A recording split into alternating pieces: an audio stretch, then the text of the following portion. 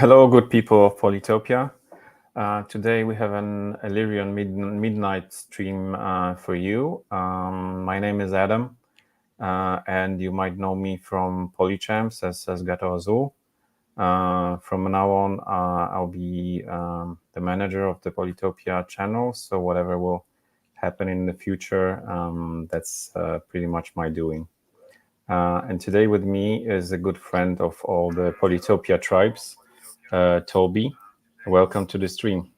It's great to be here. Yeah, so first of all, we will read about something about this fantastic skin. From what I've heard, a lot of people were like really, they love the skin very much. So good job, Mijuan. Yeah, so let's go through the blog post. So first of all, it says spread darkness with the ELYRION Midnight skin.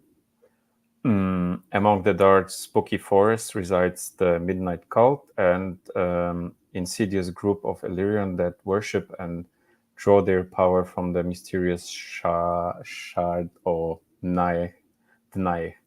They've set their sights on transforming the square into endless dark forest populated by hungry dire wolves, corrupted dragons, and shadowy demons. Yeah, so the first change is instead of polytors, the Midnight Cult prefers to uncover the graves of the deceased and revive them as shadowy beings known as demons. Building crypts will allow you to uncover more of these grave sites in your forests. Yeah. So Toby, how do you like this change? Because this is a lot of like the Polaris kind of style of claiming the land. So there is still the ELYRION terrain visible, but the Midnight Cult has to claim the land. I actually really like the effect. Whereas Polaris was traditionally the only one that really had like some sort of encroaching threat that was visible as you watch the entire terrain get converted to snow. Now you can just watch just the darkness spread across the land as midnight takes over. Okay, cool. So the magic that fuels the nightmarish the desires will spread to the land, and the land that they conquer, functioning as an indicator of their strength. Yeah, so this is actually what we already said, that not all the ELYRION terrain will be visible as the midnight, right? Yep. And all the units were changed, so even the mighty fire dragons aren't immune to the corrupting influence of the Shardane, and have lent their help to spread the darkness. So how do you like the units? I definitely like the demons that get summoned. The difference variation in what kind of units you get, because instead of going me, I'm very much a collector.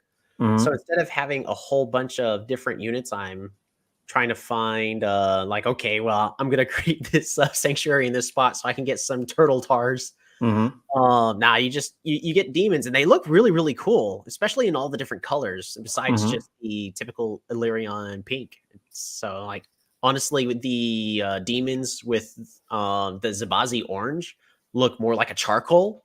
And like, if I had a choice, I would actually be playing as orange for them all the time, because I think it looks really, really, really cool. But I know that you had some kind of dislikes about the daggers and something else. I remember that from your live streams. Yeah, and it was mostly because the daggers didn't really get a difference. They're still just cloaked people, but it's, at the end of the day, it's fine. It's probably something that's not going to come up too much anyways, as cloaks aren't too common or prominent. But whenever we do see the change that every unit gets an update, and then there's literally one unit that doesn't, I just get a little sad of going, well, this one got left out. Yeah, I have one maybe a small note about the dragons. I think they should have added, like a different color fire, or maybe, like an acid, because the Right. fire, like the previous fire dragon, and now it's just like a black fire dragon. Yeah, so in this instance, I would have changed the what dragons spit out of their mouth. Yeah, but in general, it's a great upgrade. Yeah, and actually, yeah, I forgot actually to ask you to introduce yourself a bit, because probably not everyone knows you. Yeah, so maybe let's do it now before we start playing. Fair enough. All right, so just brief introduction. My name is Tolby. I play Polytopia every Sunday. Um, just playing pretty much whatever tribe, usually small lakes. Trying to show, hey, you don't have to play meta tribes in order to win. We've played quite a bit, gets quite a bit of semanti, and still had a good win rate. So literally every tribe we play, we're able to make it work against the average Joe out there. Mm-hmm.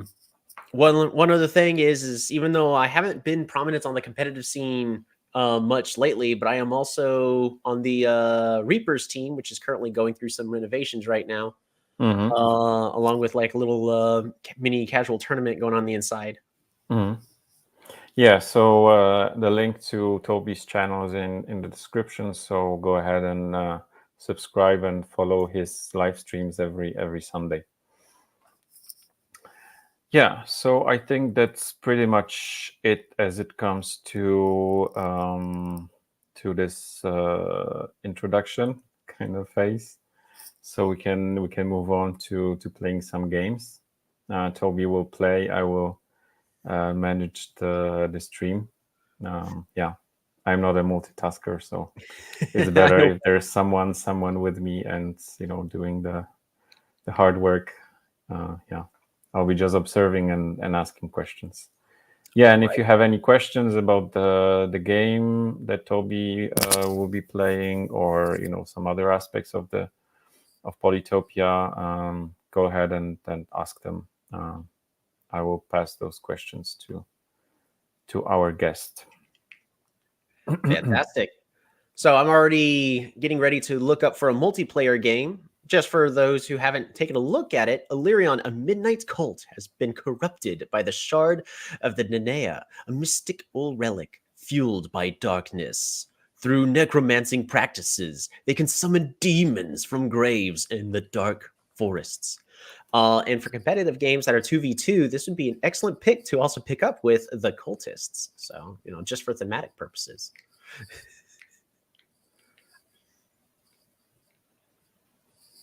Yep.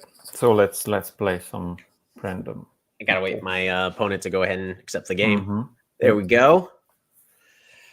Ooh. So we'll see how this one goes. Not gonna lie, this start is mediocre. We at least get a village right off the bat. We're gonna start off by doing the traditional, in this case, demon push, and try to get some extra distance. We'll play music. Looks like our opponent is also playing as ELYRION, so we'll see if they're also using the Midnight skin or not. Yep. Nothing else to do with our stars, so we get to pass the turn.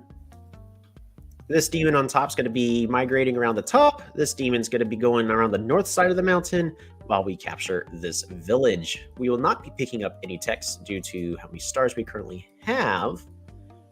And based on relic placement, our opponent's probably somewhere here in the south. Mm-hmm. Are you thinking about some sanctuaries, or? Oh yeah, we've got what kind of play? I typically love to do a sanctuary strat where I get to summon a whole bunch of demons. I know a lot of people prefer to use it as just pure economy, which is very valid. It's a solid strategy. Mm-hmm. But we're gonna go ahead. I don't need to pick up the technology now. I can. Yeah, first question. It's like so sorry. So Jacob is asking, when is the next tribe coming out? I wish I could answer that. Yeah. Actually, yes. I do have an answer for that. Soon. Yeah. Yeah. So this is all we can say for now, Jacob. We don't know. So they are coming. Probably the special tribes rework, or at least Aquarian rework is coming. So be patient, and there will be some good changes, major changes. Yeah.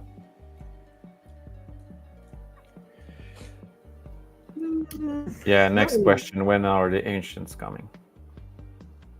I actually have an answer for that one. It's also going to be soon. Soon, yeah.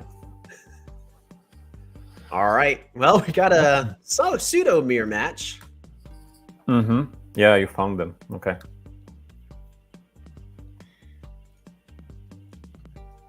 We're gonna let our opponent step forward. In the meantime, lumberhots. And I'm going to do a workshop. There's no reason for me to explore up here. It'd be a little more efficient, but we know our opponent's here in the south, so I will be eventually getting everything. We're going to keep this demon here and pass the turn.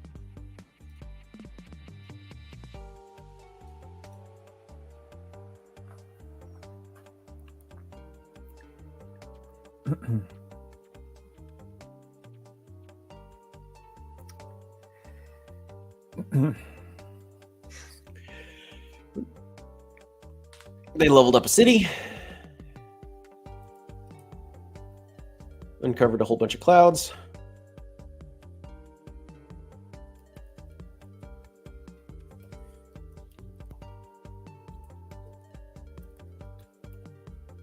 I think we're in a much better position than our opponent is. Mental How note. are they score-wise? Score-wise, they're only at 1,600, and their spawn is here in the south. If I can rush out... I'm going to go there. I'm actually going... Yeah. That hurts my soul! We're going to try the warrior just go on the village and pass the turn. But we get to do some strats. So right now, this unit is currently facing towards this tile. If we train a demon, it'll get pushed over to here, allowing us to... Never mind, it's blocked. Yeah. Not bad. Just could have been better on their part. Yeah, I think that they know what they are doing.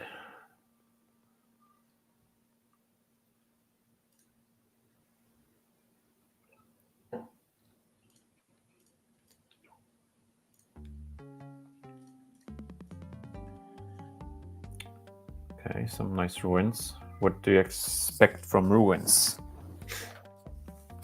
What would you like to get? Riders are going to be pretty strong in this situation. So the ruins... If I move the demon to this tile, it'll clear up these two clouds and then mix it to where I don't get any an explorer. So I'd rather make sure I don't get one. Swordsman would be unfortunate, so that's the most likely outcome. I'm not going to lie, either stars or technology would be great. That's all I'm really hoping for.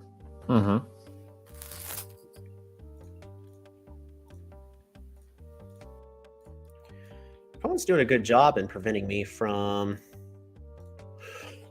Ooh, that's real good. We're going to go ahead and take that workshop. I need to just train...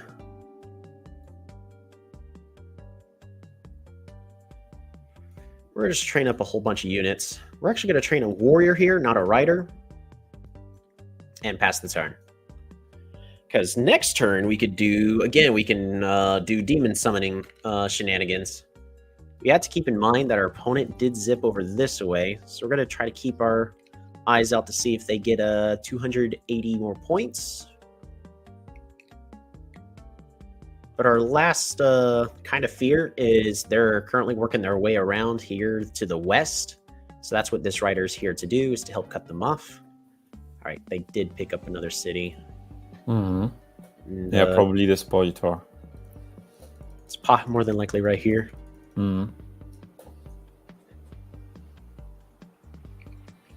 So what do you reckon going, for a land battle, or would you rather go sailing and try to establish water domination?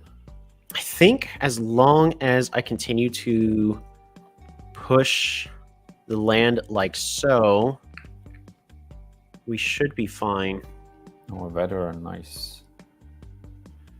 Trying to decide if I boost him or not. If I don't, I think he just dies. So we're gonna go ahead and accept the boost.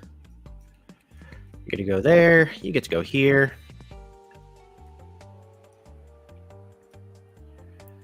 We can go for organization. Fruit. Get ourselves those resources. Build a crypt. And we train ourselves a rider to help support the front line. Pass the turn. Yeah, tricky question from Joanny. So who's your favorite team on Polychamps? Oh, I mean, I am a part of Reapers, so it's got to be Reapers, right? Yeah, tricky. It is a valid question, though. You can say, Arctic Wolves, or you can say Kraken. Maybe you would like to be transferred somewhere. There's a big revolution coming. What are your thoughts about the changes on Polychamps with the teams? Not being any getting rid of the junior teams, and every team will have their own personality. That's their capital. Okay. Can I do anything about this? I don't think so. Okay, yeah. If you smack the warrior, I don't think that they'll be able. No, it's a 5 HP rider, so they'll be able to unsiege. Yeah, they'll be able to unsiege, but I'm definitely in a very confident position right now.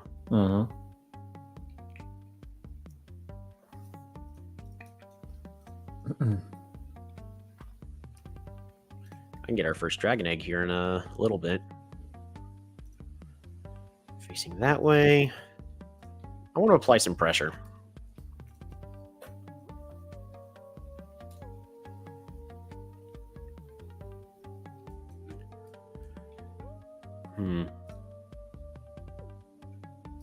That one's not going to level up too much, so we're going to go and do that. But I should be trying to get my first dragon.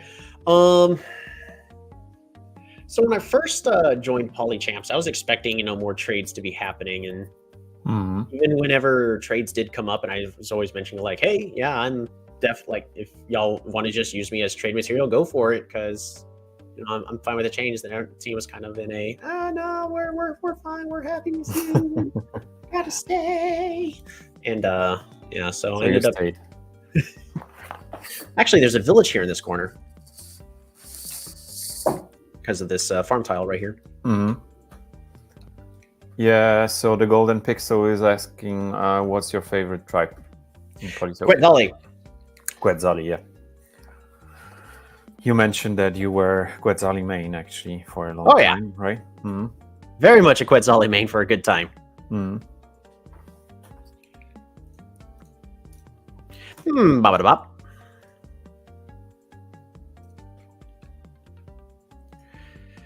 Get to go there. Bop. Bop.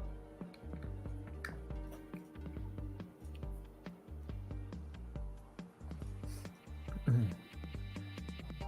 was about to say I should look for ruins, but we actually know there are no ruins over there, so we're just gonna go. Oh, a village, nice. Bop. Do I need to fight for naval superiority right now? That actually is a new question I need to ask again. No, we're going archery. Archers in the back. Dang, I actually wished I had enough for another rider.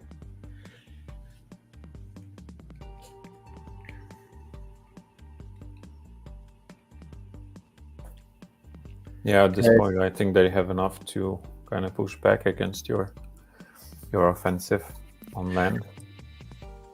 Oh yeah, you know, they could definitely stop the offensive, but one thing that I do notice a lot of people are very hesitant of is they go, no, these polytars are cash only. I cannot spend them as units. I refuse. Unless the city's going to be sieged. Then they go, all right, spend everything. But everyone's very hesitant about actually using their resources.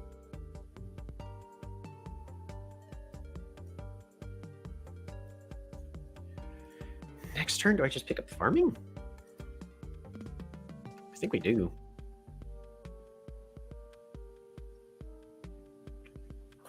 So the main goal is for us to not lose this front, because we're going to be getting the dragon egg first.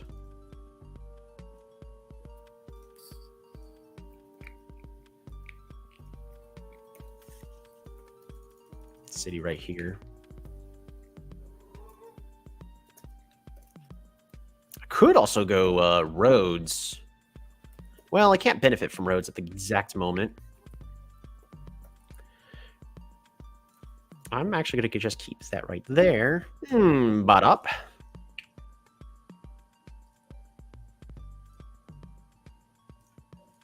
Bop bop. Bop.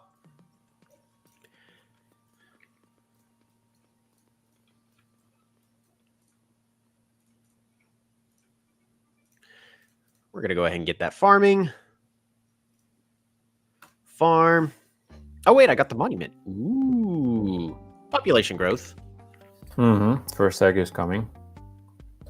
You'll see black fire dragon. I can actually rush it out right now.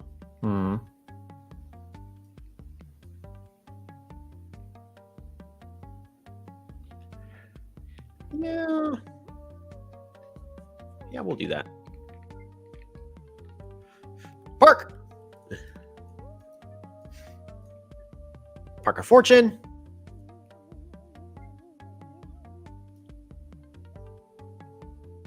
Vision. We're going to go and get an Explore. Okay, yeah. Come on, come on! No, no, no, no! That's a bummer. Unlucky, yeah. Skill issue.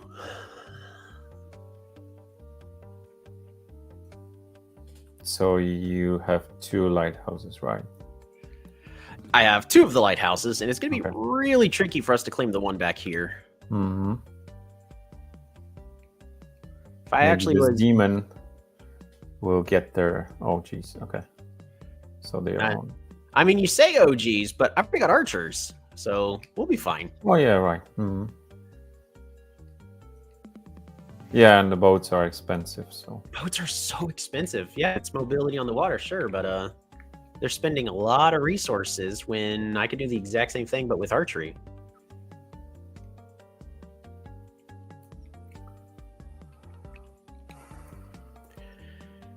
I think the next important thing is we're actually going to build city walls here, because it's important we don't lose this city.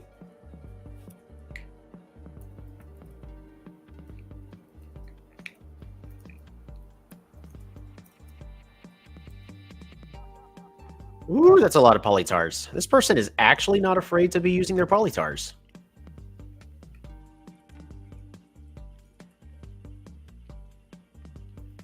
So we can go here, and then we can change his direction by attacking.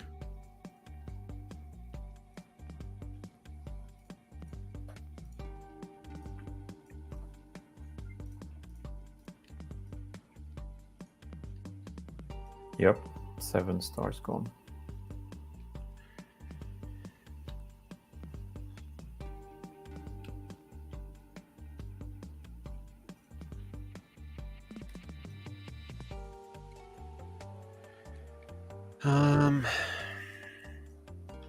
Any techs? No. Nah, no techs. We don't have the. We got roads already. We probably have all the techs we need to win for the most part. Just, okay. Unless the game drags out even more. I'm really just debating, do I level this up for a lot of extra stars? Or do we go ahead and... we're going to do the safer thing. We're going to get the city walls.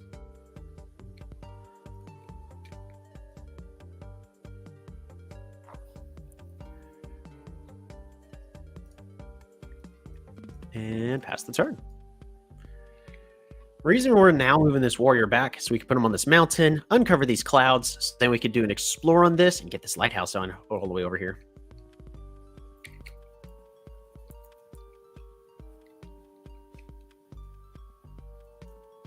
We also know there's no villages over here. We're doing all of this just for vision. Well, actually, no, there is a village either here or here.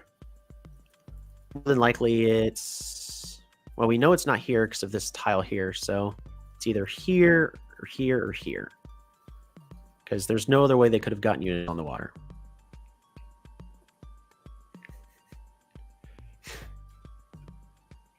Ooh, they're making a big polytar push.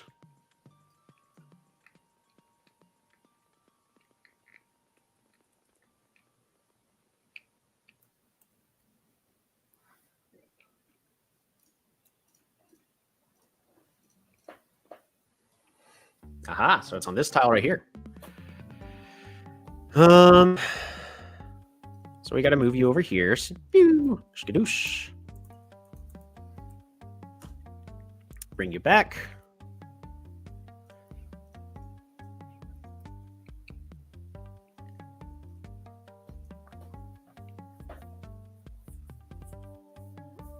We got to train a war at least on one of these.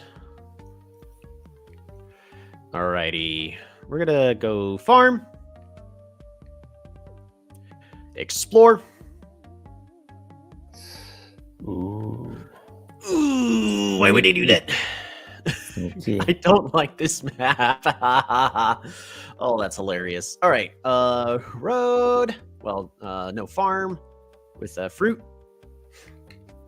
Resources. Yeah, this map is crazy. We gotta train an archer here in the back. But at least your demon is still going. Oh yeah. Going for the lighthouse in 10 turns. I gotta train another archer back here. We have to promote.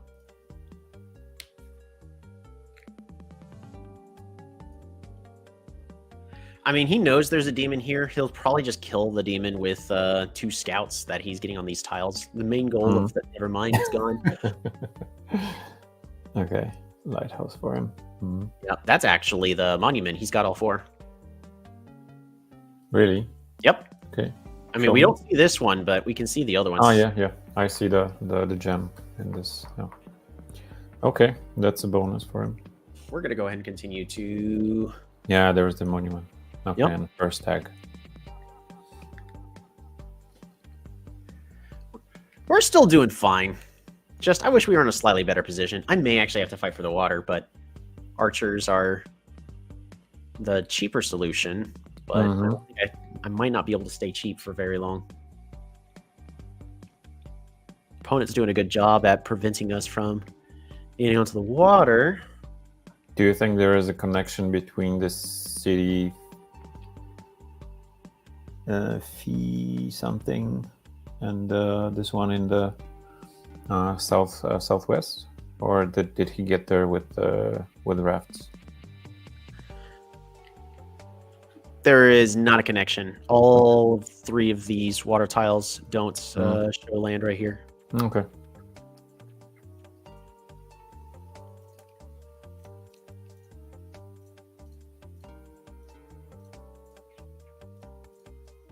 Beautiful. Yep. I think this city won't last long. Yo! Yeah, that's a beautiful play. How How aggressive do I want to be? The answer for me is usually yes. Yeah, we'll double siege. Why not?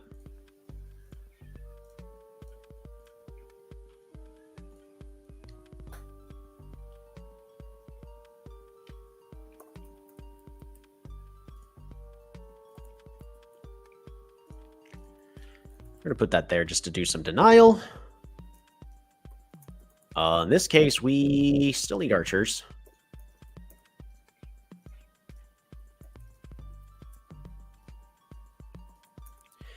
And we're actually going to go ahead and just farm for another dragon egg.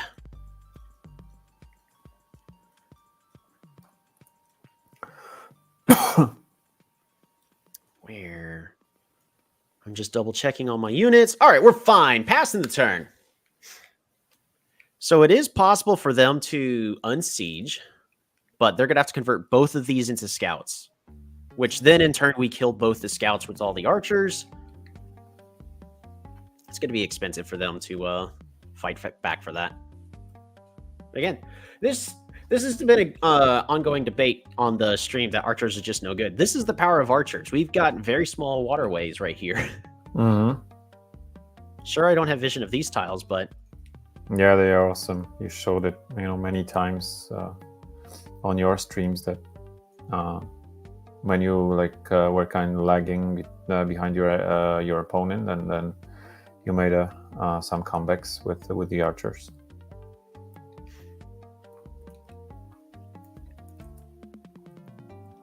This archer is very much exposed. This warrior can hit it if he gets climbing, but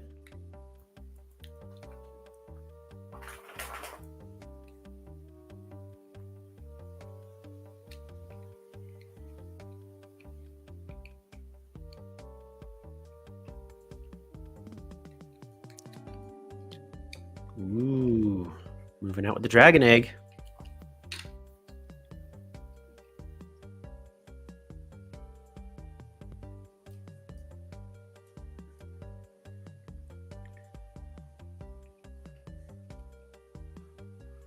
Sorry, I wasn't paying attention. Just answering the questions. How did they manage to unsiege? Managed to unsiege. They did exactly what I mentioned. They spent 10 stars to get 2 scouts in order to unsiege it. However, we just re-siege. Yeah, there's no coming back from this. Yep. Nice play. Yep.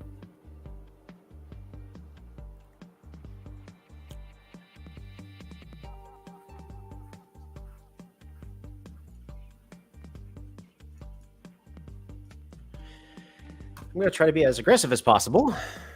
We're moving our archers forward. Those archers are more than likely going to die. And does he have roads already? Because I see riders, but no roads yet. Rider. Missed. All right. We're going to do exactly what we probably should have done a while ago, and we're going to pick up fishing. Port. Do I pick up border growth? I mean, border growth makes it harder for me to get my dragon. Mm-hmm.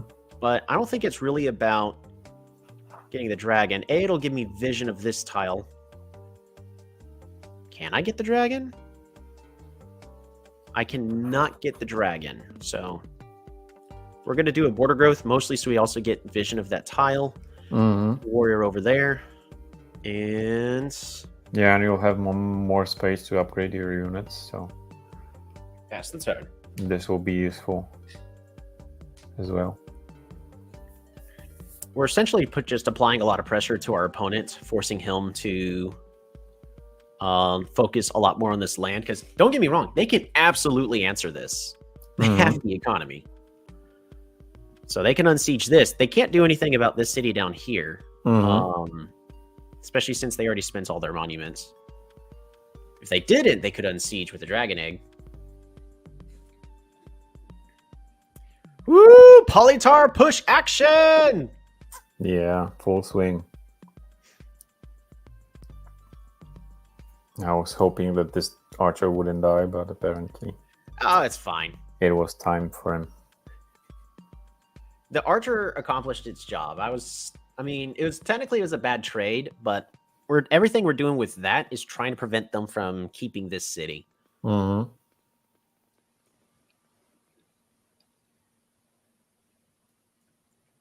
I can build a bridge. Ooh, here's an interesting idea. Even though the city, it's level 2, only 150 points, so it still needs 3, 4, 9 pops. I can't get 9 pops. Well, I can get 9 by 1. Okay, so I could get a dragon egg here. Not in one turn. It would take 2 turns. But I can hurt their technology and their economy by doing an eternal siege.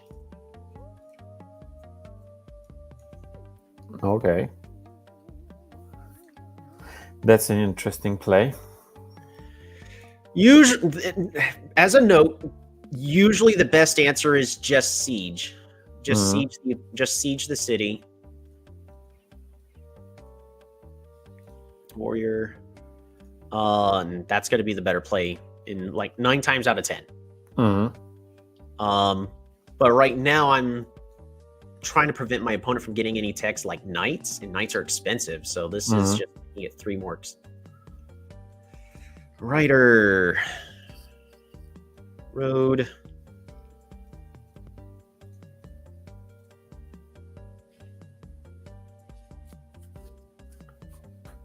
On a second note, I could have had the Grand Bazaar if I didn't do that. Yeah. That's fine.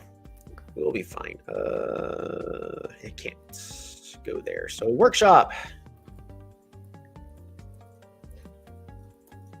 Writer.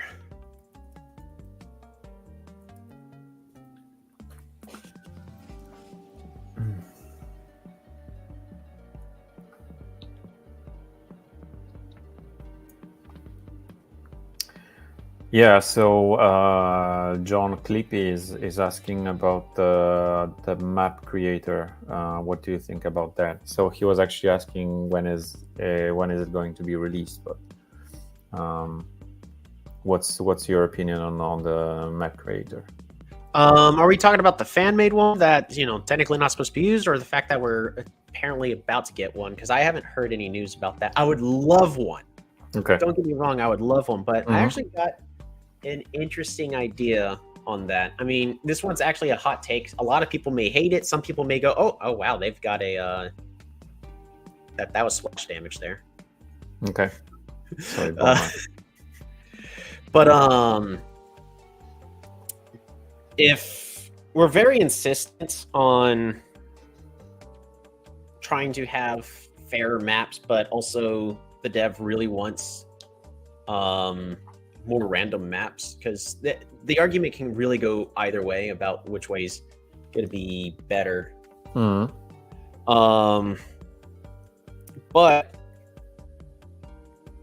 there could be some form, either we're now in the age of AI. There's also the idea that we could be,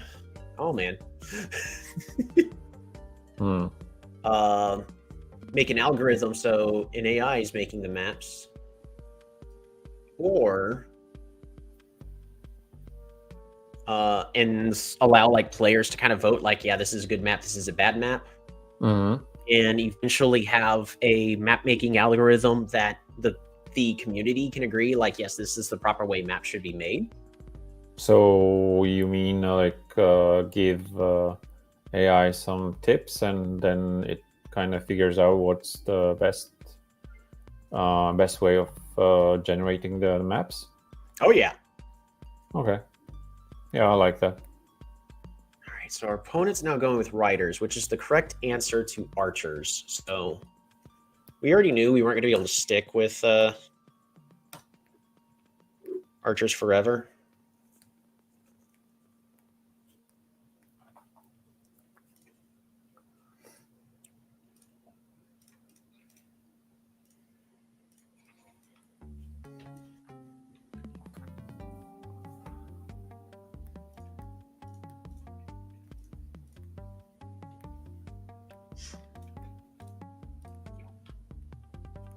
Do I continue to siege this one? Yeah, we got to continue to siege it. How many stars does it bring them? So they do have a... Do they not have a workshop? Oh, they don't have a workshop. So it's only 3 stars a turn. Yeah.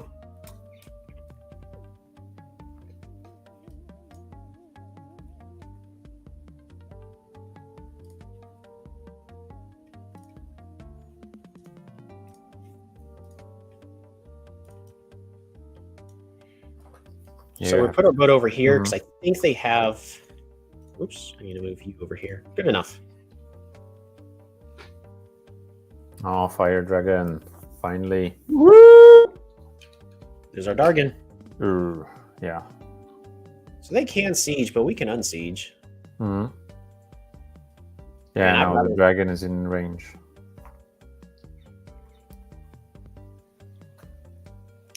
I don't know if moving the bomber there is the right choice. Yeah, because those both of those boats are dead, right? Yeah, all 3 of these boats are dead. Yeah. And a lonely set bomber is not a good idea. Ooh. I can apply a lot of pressure. All I need to do is put 2 units on the water at a time, and that's it.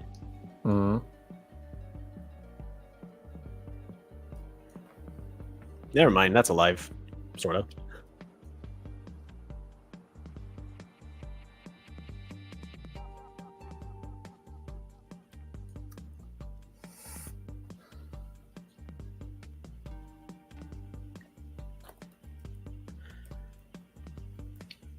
I think we have enough units that I don't need to have this dragon keep doing that. I'd rather start leveling this city up as well. Is there any text I want before I capture? Yes, it's aquaculture.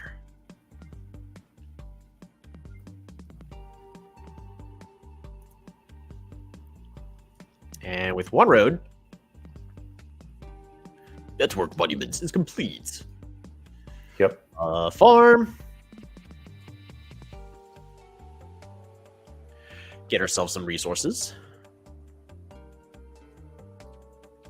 All right, next bit, we're gonna go right here. Kill that.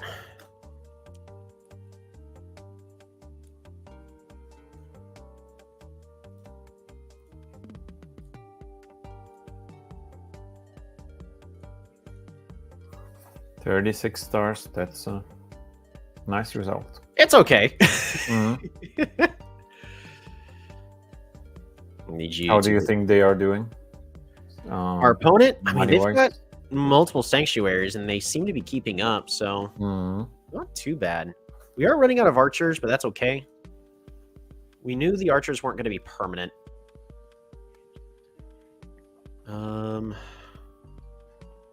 Rider here.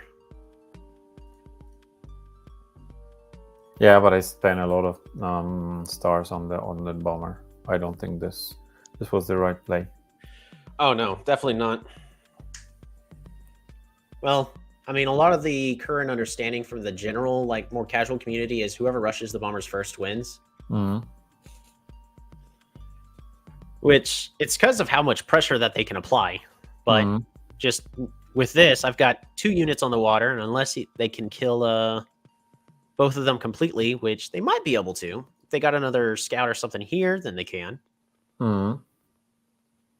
But I can just keep throwing 2 units on the water a turn.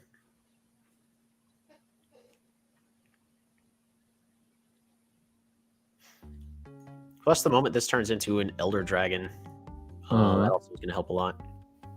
Yep. I think we pick up strategy next turn.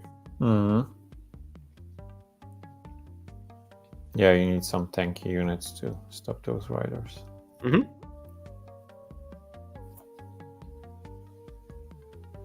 The other option is invest a lot to get smithery, but I think defenders are better.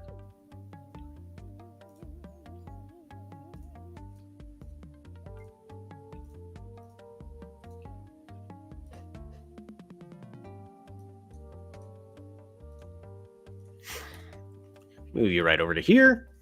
We're gonna go and secure this kill. Don't mind me.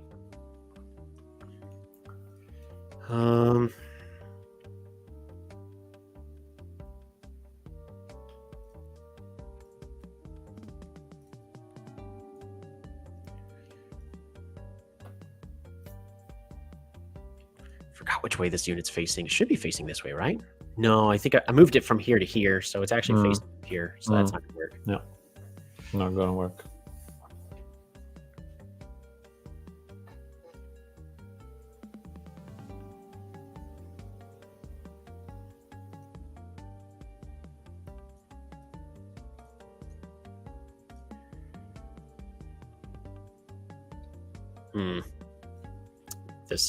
This city's basically locked out of everything. What we can do, it's expensive.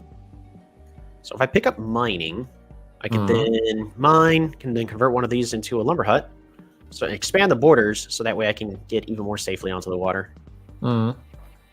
Yeah, sounds like a good idea. If you have the stars. We're going to train up a couple more defenders. Ooh, that was a wrong place to move that. Oh well. Not the end of the world. Rider, and defender.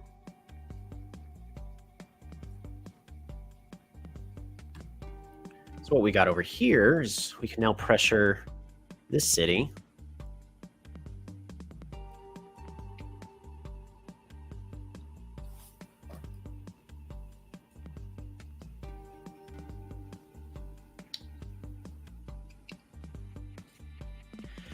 We have the production advantage. As long as I can find a way to get safely onto the water every single turn, back here and back here, we should be fine. So I actually may need to do that expensive play.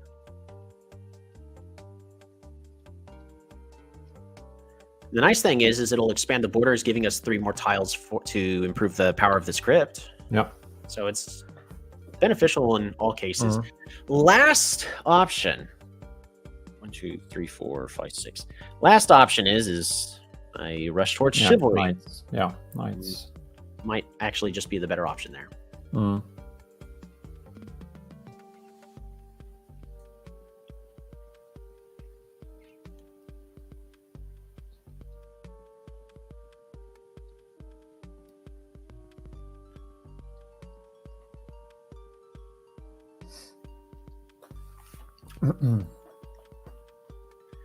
This should turn into a fully grown dragon at the end of this turn.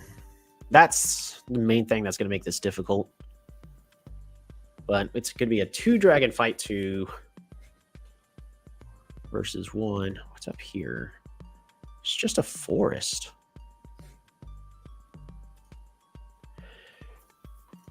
You got options.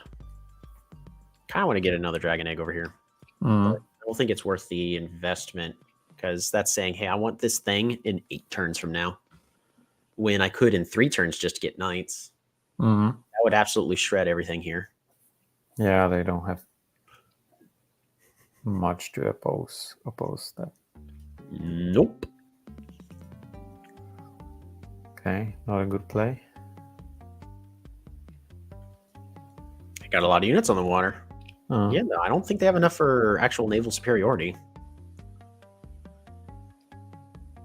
You know, once your dragon is fully grown, it's this like cozying up there. Oh yeah, it will be devastating for them.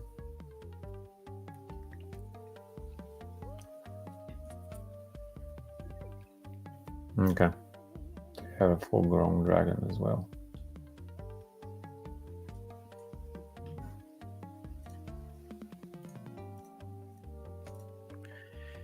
Summon demon!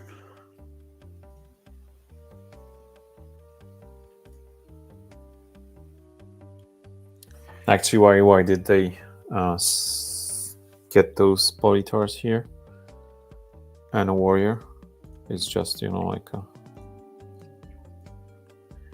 it did nothing for them. We're going to start chipping away at that Dargan.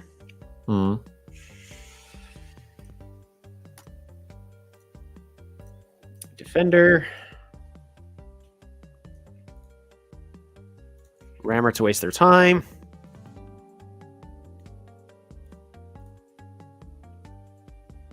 One, two, three.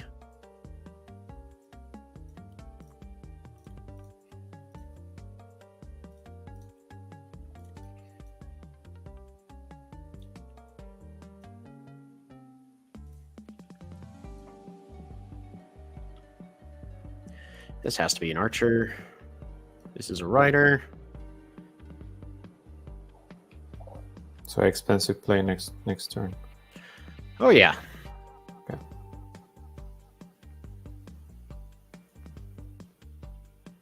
Oh, I have a monument. Oh. That's right. I don't have a place to put the monument. Nope. In this northern city, no.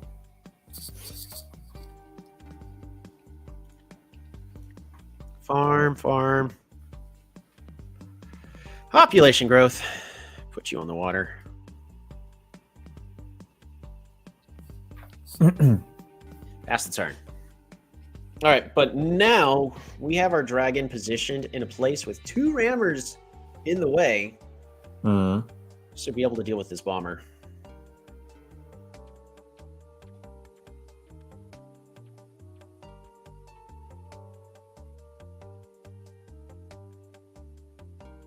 It's a good thing we built these city walls. Ooh.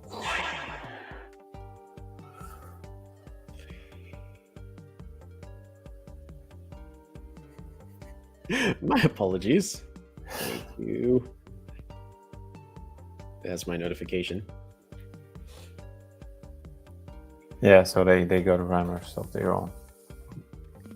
Yeah, I mean, they have rammers of their own, but this rammer's not really doing much. We're literally going to kill it with a defender next turn. We're forcing them to unsiege this city every single turn. The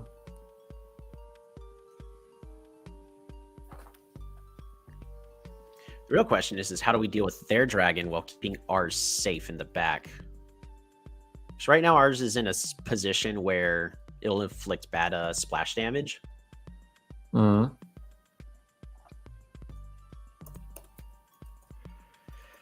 Alrighty. You, and skadonk.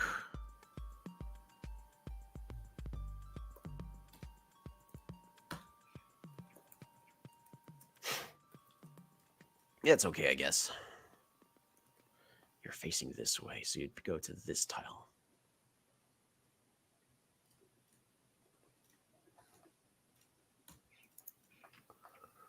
We're going to continue to harass those units as much as we can get away with.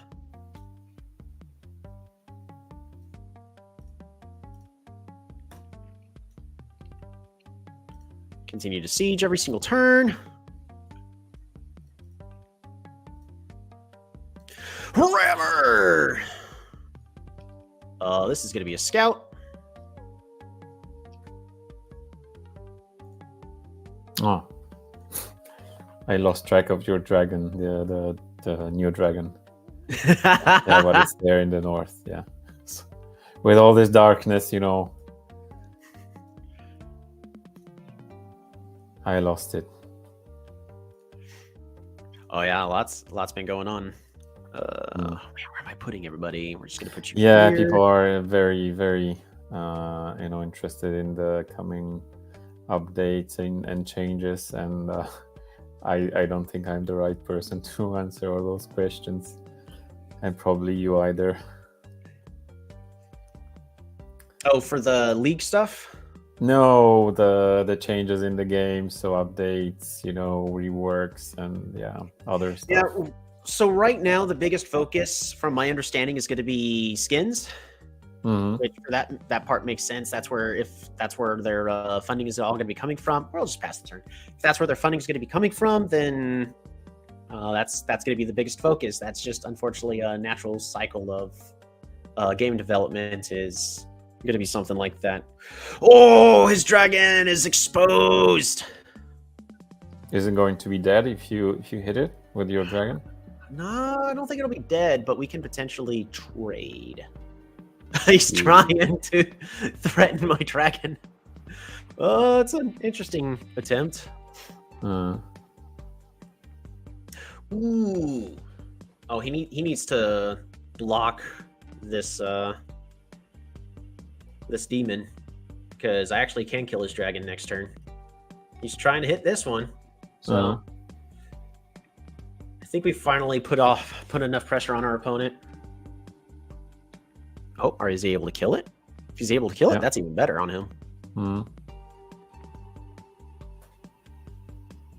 Yeah. Nice.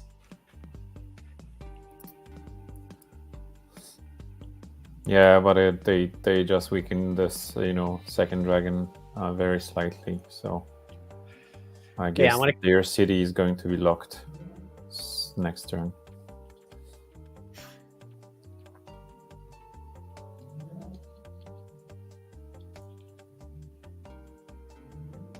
We can siege it with a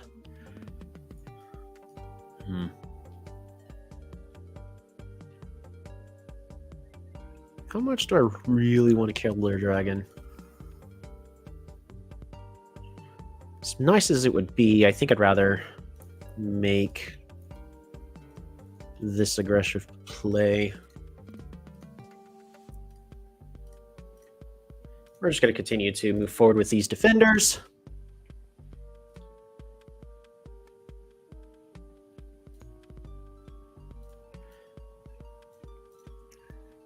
Ooh. And they resign. Yeah. Good job, Toby. Wow, they put up a really good fight. Yeah.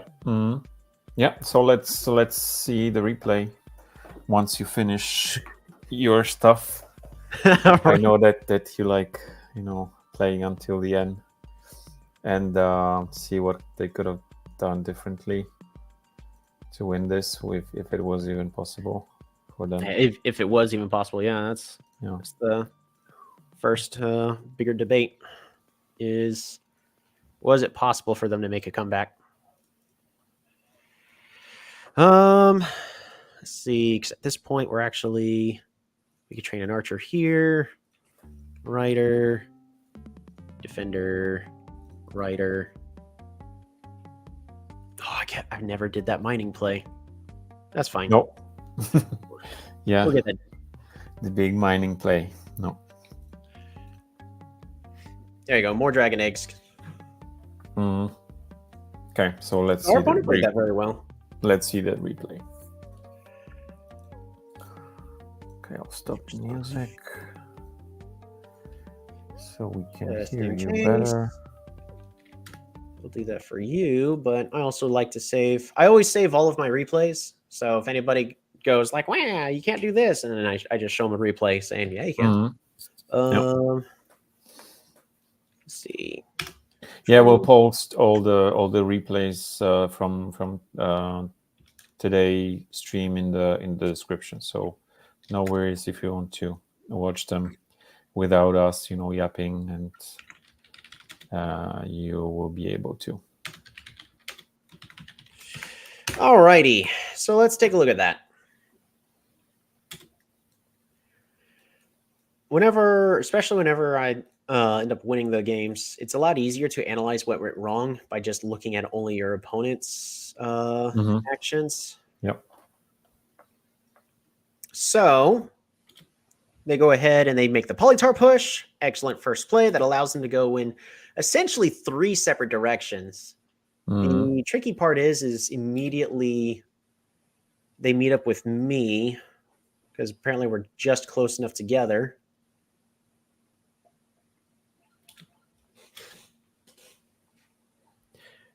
I'm not upset with them moving the Polytar with the unit over here, because that defends the city. Just in case I wanted to be extremely aggressive and make a really fast push. It just unfortunately delays them getting this city back here. Okay, quite unfortunate explorer there. Yeah, unfortunate explorer, but now they don't have to send a unit back, but it would have been better if it went forward.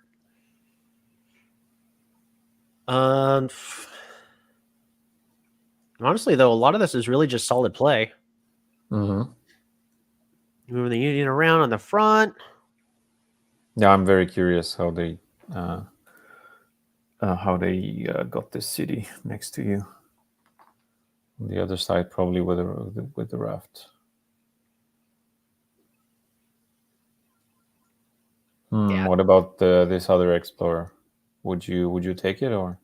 I mean, again, it means I'm not wasting a unit going that way. It's just the big unfortunate thing is they don't have the important information as what am I doing? So all they can do is just score count and guesstimate on what I'm up to.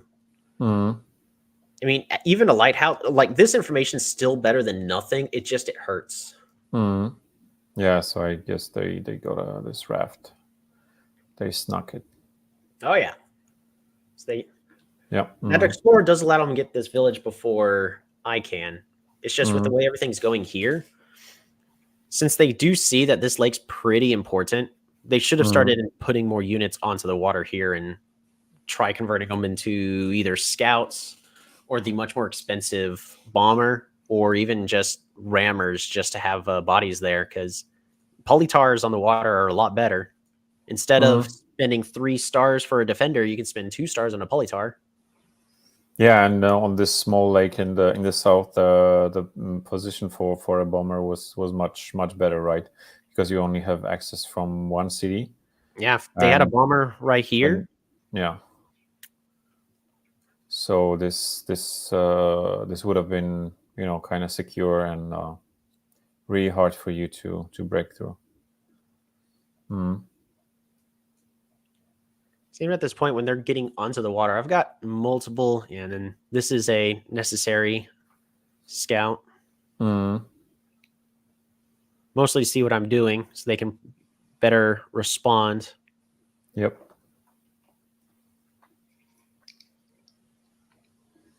Look at this beautiful vision coverage. So explorers can be very nice. Notice they have vision of the entire map. The downside is they've only got 20 stars per turn. 1, 2, 3, 4, 5 cities versus 5 on my side. I've got 24 stars per turn because I was, even though my cities are a little less upgraded. Yeah. I ended up going with a couple more workshops. So it's really understanding when to explore is the important part. But I ain't gonna lie, I think that those explorers were kind of all necessary.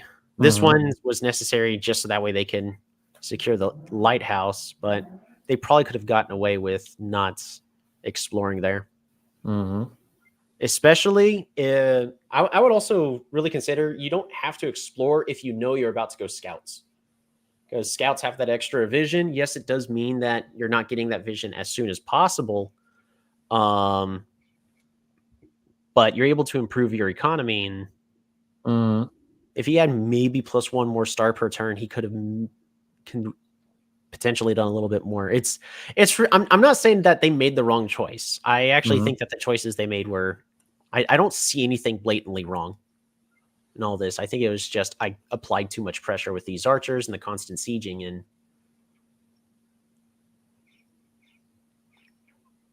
at this point, these archers just claimed the lake is mine. Yeah, very cheap way to claim this lake.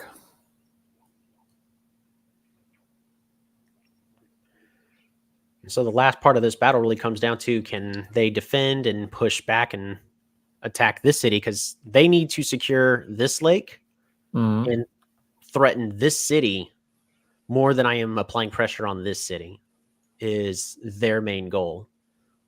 And unfortunately, with all these polytars on how they're set up and then eventually the riders, if my opponent had decided to swap over to archery instead and slowly push forward with archers, they may have stood a better chance.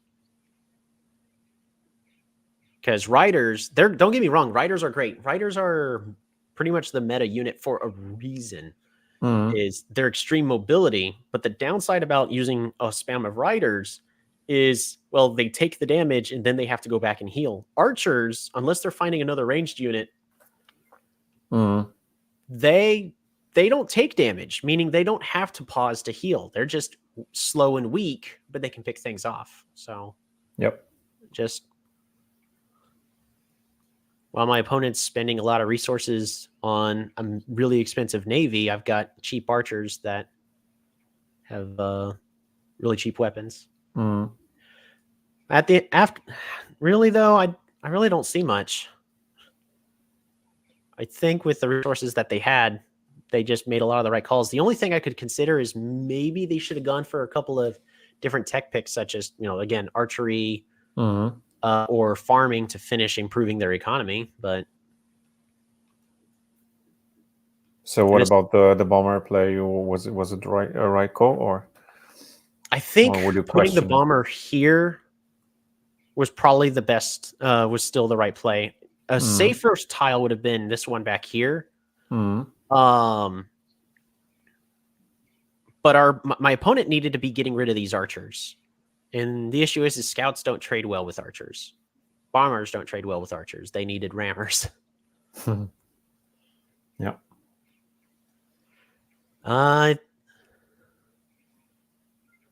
So I was like, they're doing everything they can to fight for the sea control. It's just the moment a unit gets too close, the archer just dies. So if they spent a little less on the navy, then I probably would have spent a little less on my navy.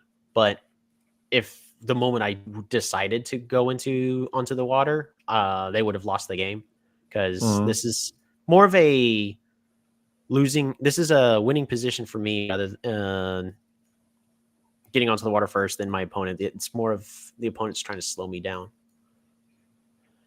Yep. Maybe the last thing that could have been done is expand the borders of their capital, which it slows down getting their dragon, but that would have given them one more tile of water access. Yeah, I thought about that. So, and lastly, it helps prevent this road from being able to go straight to the capital. Yep. It's a whole bunch of what ifs. At the end of the day, we just played the slow and steady game. We do have time for more. So yep. Yeah, let's go ahead and get another game. If we want to also spend the time to answer some questions, now's a perfect time. Yeah, let me check.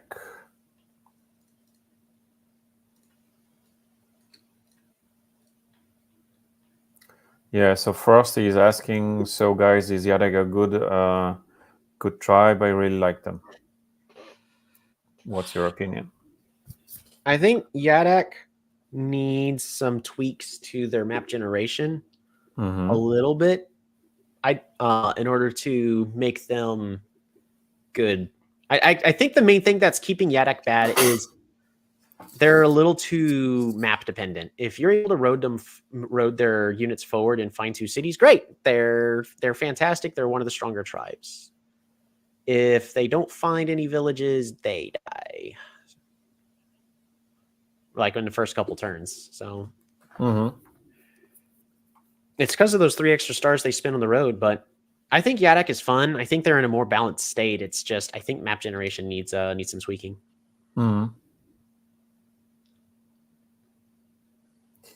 What else?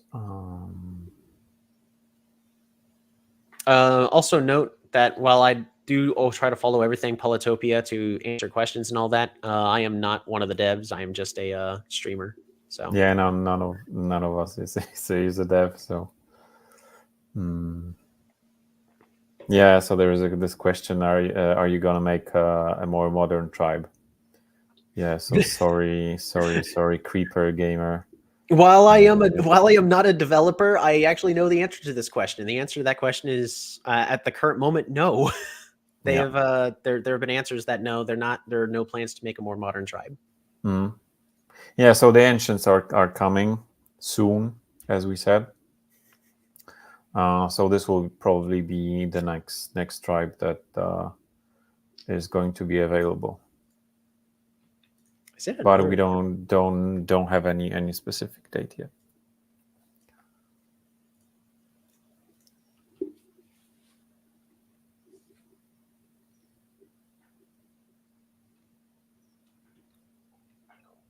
Okay. It's a turn 0 tribe. Okay. Kiku! Yeah. How do you see your chances against Kiku? My chances are always high. Yeah. Confidence. Oops, I missed. Especially with a start like this, I actually do have a lot of confidence. So next turn, we're going to pick up forestry, then capture. But we've got beautiful crypt locations. One right here and one right here for plus 8 stars per turn for minimal investment. So we're going to pick up the forestry first. Capture 1, 2. And then we're going to want to capture a third. Pass the turn. Yeah, you're expanding like crazy. How are they score-wise? How hard are Kiku? How are they doing? So score-wise, they're doing okay. Yeah, they are catching up. Yeah. They've got a typical Kiku score. So I don't looks like nothing out of the ordinary. Okay. They spawned in the far west. That'd be more interesting. Let's put some music on. Maybe something. Oh no. Homage. I like it. Yeah.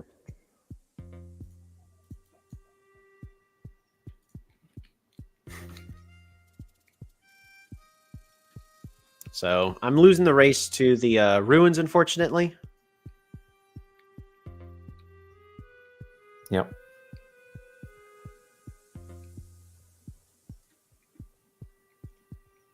That's fine.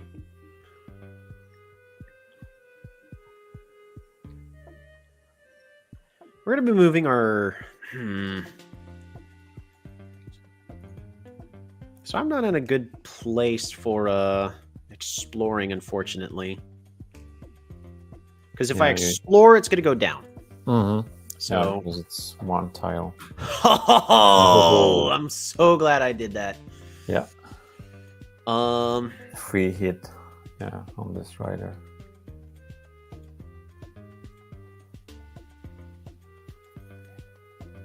We're just going to train another warrior for now. And I'm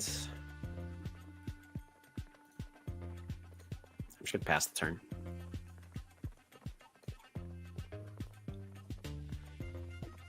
Are you trading?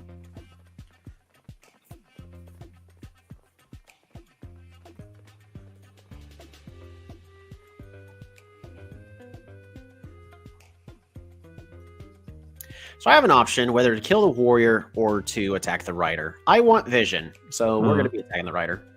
Okay. I'm going to move here and then hit the rider. It's not going to do a lot of damage, but that's fine. The main goal is I don't want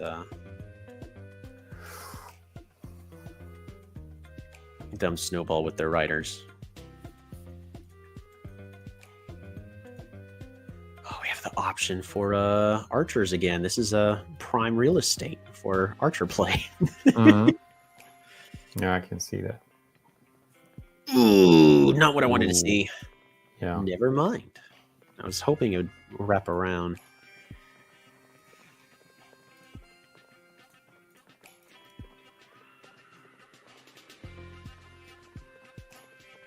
One, two. Dang, so if I still explore, it's still going to go here. Fruit. A question, actually, if you step on this southern tile from this CD next to Kiku, and will the explorer still look for the tile? Because there will be those water tiles that are closer to the CD. So will it look for those tiles that are water, or will it go north? So it'll actually go north, Okay. because the closest cloud is 3 moves away, whereas over here it'd be 2 moves away. Okay. So it doesn't take into consideration the tiles that are on water unless you have fishing, right? Yep.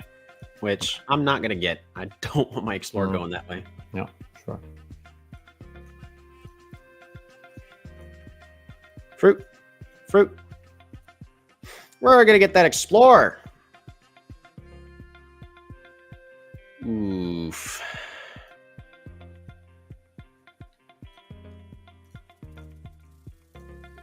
That's a kind of rough spawn for them.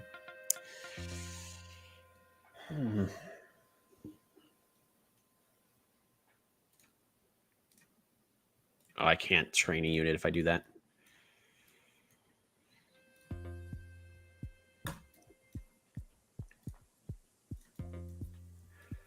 And pass the turn. Yep, I was afraid of that. So we move here, siege, they capture, and then we siege.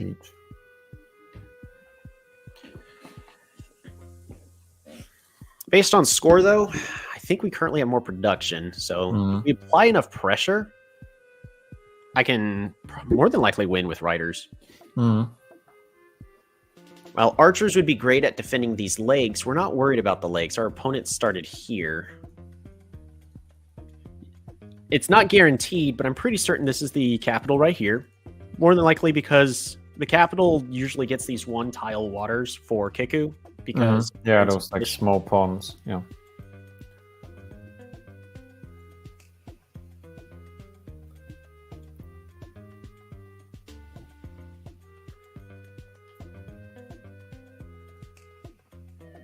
You have a new task. Ooh.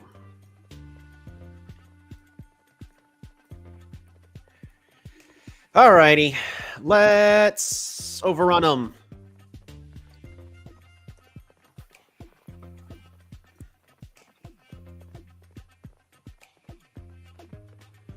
That one does not make a difference. Yeah, it's too far. That's a lot of roads I gotta build. Yeah. But first, I need roads. Yeah, not worth it.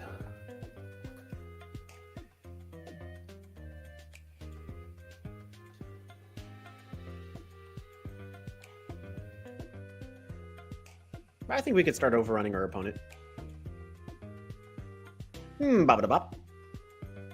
Ba-dop. Ooh, don't capture it.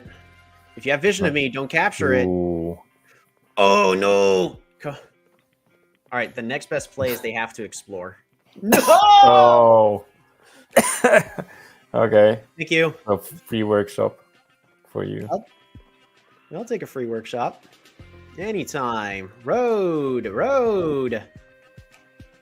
Ooh, we have a new task. Road. Resources.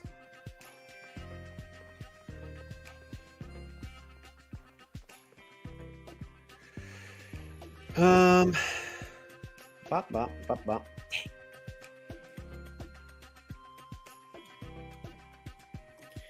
Bop, bop. We're just gonna move you here. Just because at this moment I'm just making aggressive plays because I can.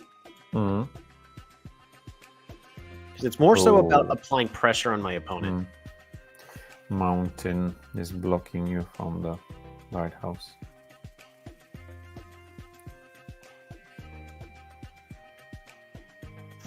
And again, the main goal I'm going with is I want to apply pressure on my opponent. So the less, even though this is technically costing me a lot of stars just by doing this. But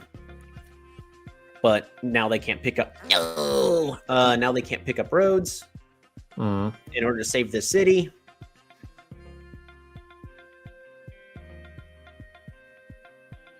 The next idea.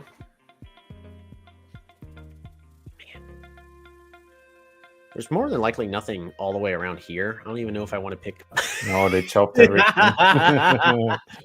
Oh, those monsters. Yeah, I was going to say I'm going to destroy them for being an enemy nature, but never mind. I'm demons. Why do I care about nature? Yeah, I was going to say that it wasn't a good play to actually not get any kind of unit on this. Yeah, so they have enough to unsiege, but still, it's like that's a lot.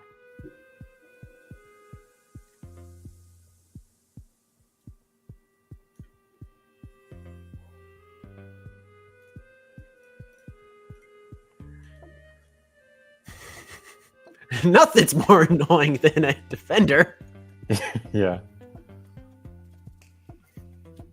Here you go, a random defender. Have fun. We're actually just move this demon around just to pick this up. Mm. We're going to keep this guy here. No reason to move him away at the current moment. I might pick up climbing, but there's not really any mountains. The city's right here.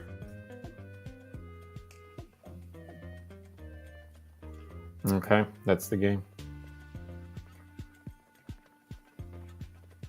Oh no, sorry. Yeah. Oh no, not the game yet. I was just looking at Yeah, score. yes, yeah. I'm looking at two screens, and the stream on YouTube is not synchronized with our studio, so I saw the graphics, with the. Just updating my live chat. Yeah, my bad.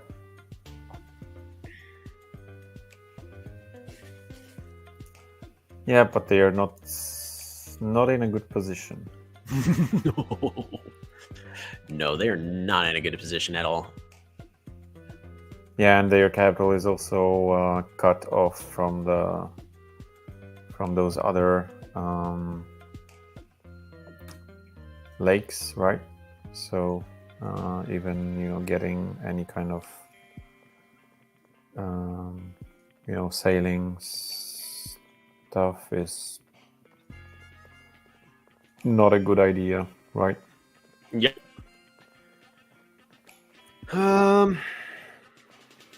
Again, I actually really just want to apply a lot of pressure to our opponent.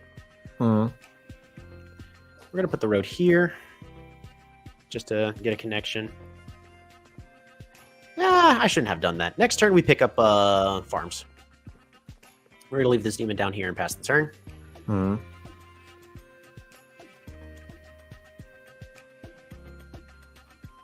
So the big idea with this is hopefully we can just start doing eternal sieges with defenders and force our opponent to use up way too many resources, because this is a city they explored with, so it only provides +2 stars per turn. So it's not the end of the world. That Okay. All right. No eternal sieges yet. Not yet.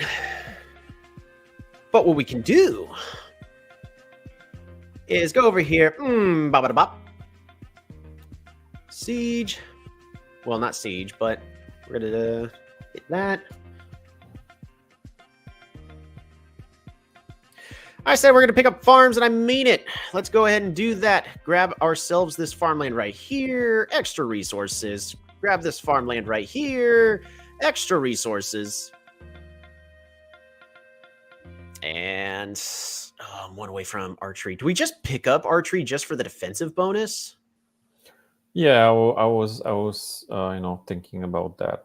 So I think it we will do. be much harder for them to kill off those defenders and the warriors. So I think it's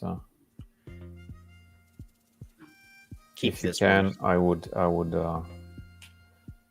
I would advise you to do it.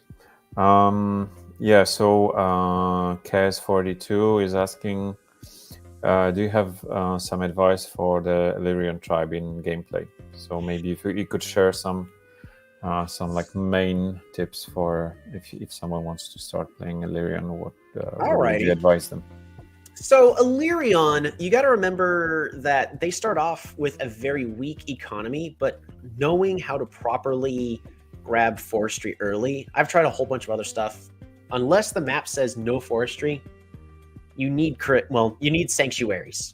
These sanctuaries, this one is producing 4 stars a turn. This one's producing 4 stars a turn just because of these forest layouts. So even though I don't have my giant, or in this case, ELYRION gets dragon units, dragons take 6 turns before they're actually ready to be used.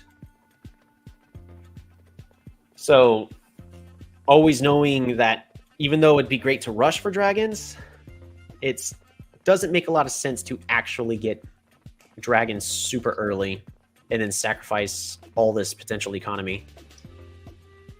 I'd rather slow play and get a whole bunch of advantages. The other nice thing is you can produce units faster than your opponents thanks to being able to summon Polytars, or in this case, summon demons! Do I want to kill this?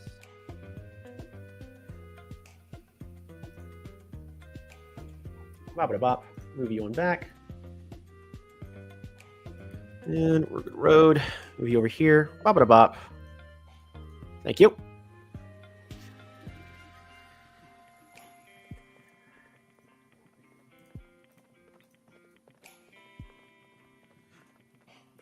Archers. But ELYRION can have one of the fastest economies. They're really, really strong on like turns 1 to 3. Then they're very weak from turns 4 to like 10. And then depending on the map, they can have one of the stronger economies. Later on in the game, we can actually expand our borders here by doing this. Farm. And I want to get a border growth so I get more potential on the water, as well as just more dragon potential. You're going to find yourself, especially if you're using sanctuaries, expanding your borders a lot more. Because notice these 6 tiles are being used just for my sanctuaries. So it's a lot of it really comes to pre-planning and understanding what units are useful at what time and what are not. I like ELYRION because they have very different playstyle than pretty much all the other tribes, where I get the option of spamming these Polytar units. And if you wanted a tribe that by StarCraft terms resembles the Zerg Rush the most, it would be ELYRION, just because they have the most unit producing potential. Catapult? They got catapults? Okay.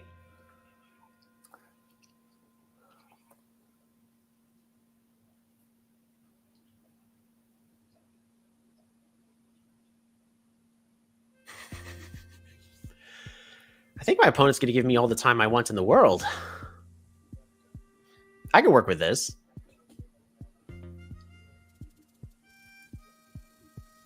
So there's a thing that a lot of my viewers really like to see, is a unit I don't get to use enough. Killer Monument is complete.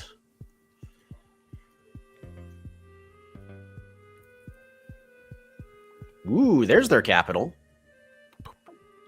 Nice.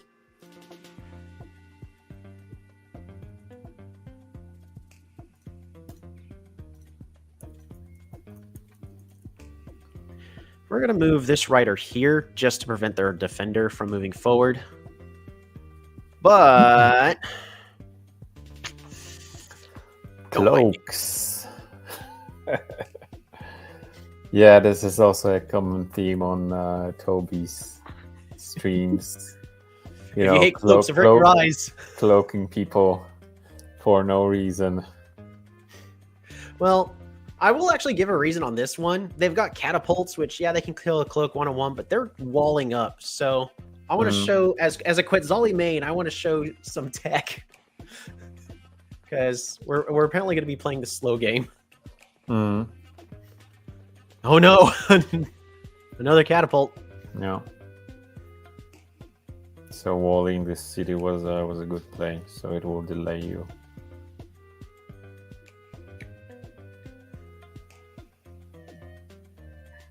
But just delay, I don't think it's a...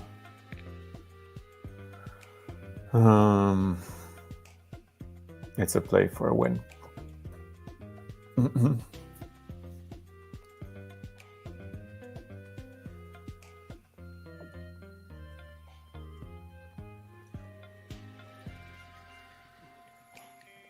Ooh, that's painful.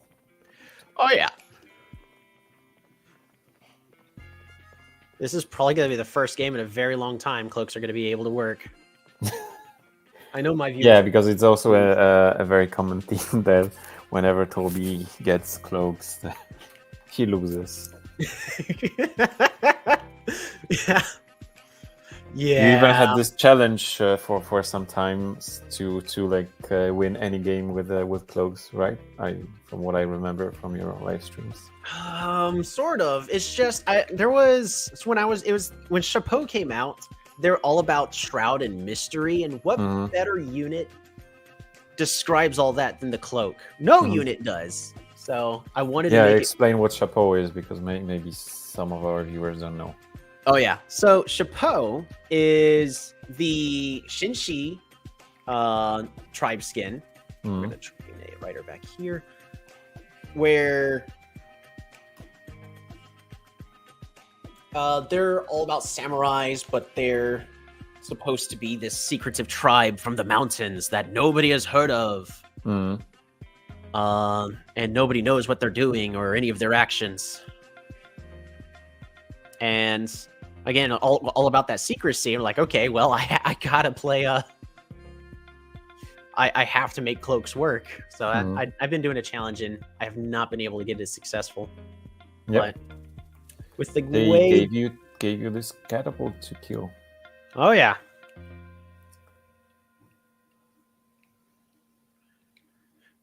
The city sees the cloak and is going, no, no, no, no.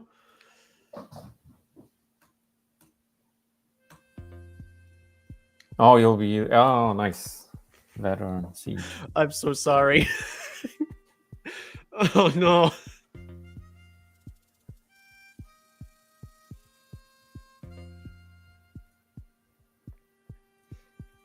Do I feel bad? I do.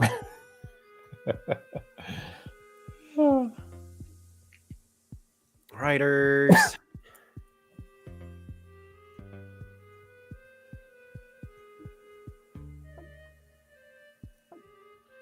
And we're going to continue to be aggressive by just zipping forward like this.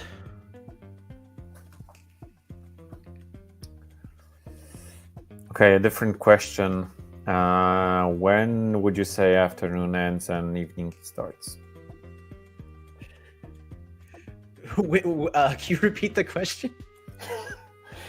When would you say afternoon ends and evening starts?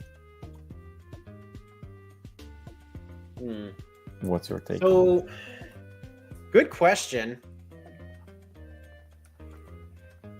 I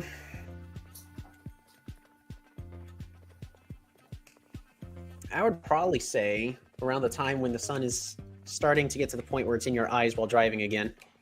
Alrighty. While we're also doing a game of actions that... we'll go with super unit. I was about to joke and say, haha, Park of Fortune, but I think I've already tortured enough people today. We'll do a Park of Fortune here. Get more stars.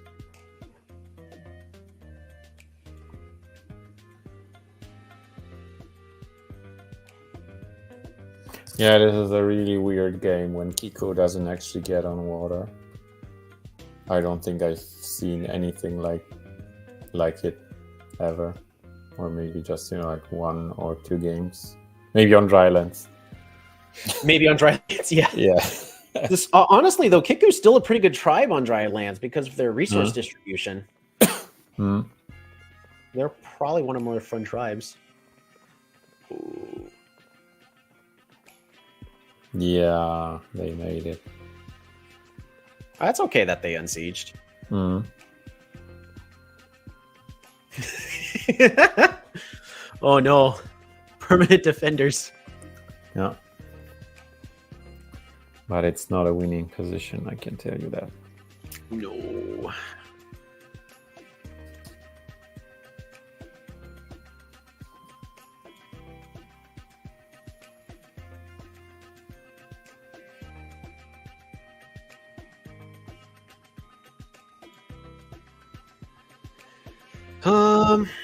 Is there any sneaky way I can get around? We're gonna siege with the dragon egg.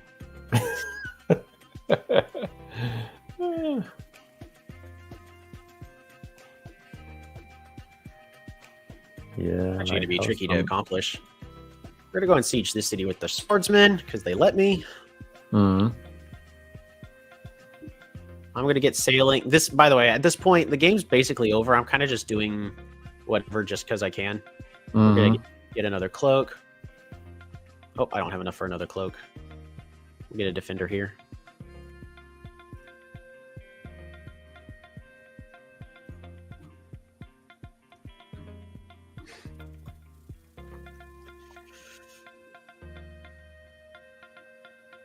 Ooh, a giant is coming. Is it a giant? It's a very late giant. No, no, no, no. No giant? Nah, it's the city of No-No. Come on. Ah, no, yeah. It's the No-No. This is the No-No. Yeah, you're right. Sorry, buddy. No giant. Hey, giant! They did it. I don't know Okay. how they did it. How'd they do it? Wait, oh, maybe they were... No, how'd they do it? I don't know. I switched to comments, so. Did they explore?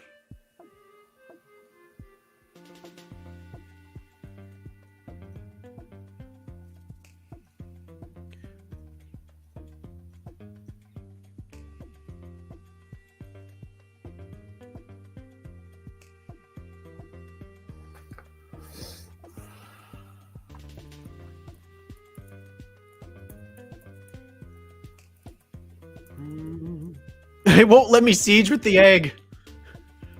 No. Shame. Shame. All right, cloak tactics. Huh? Where'd my unit go? Fascinating. My unit disappeared. It got Houdini'd, apparently. I don't know what happened. It's just gone.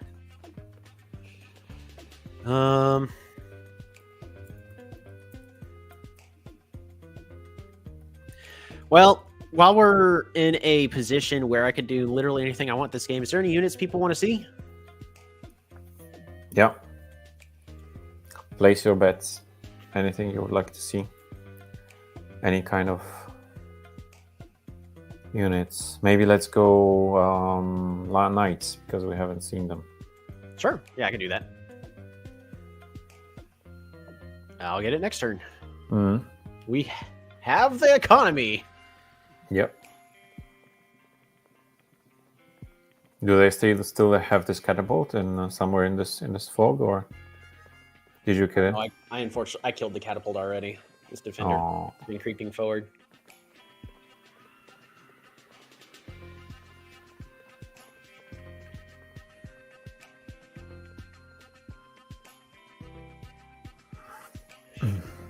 The eternal siege is here.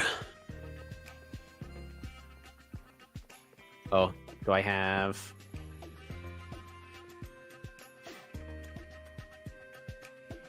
Boom. Fun fact, even though it looks like I don't, I have a prop I get to use. There's the Eye of God. Get the knight.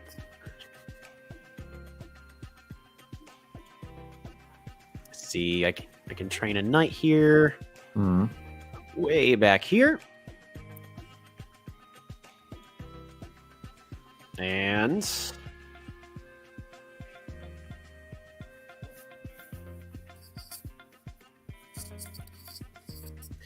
next turn I can almost finish getting all the techs. We can get another knight.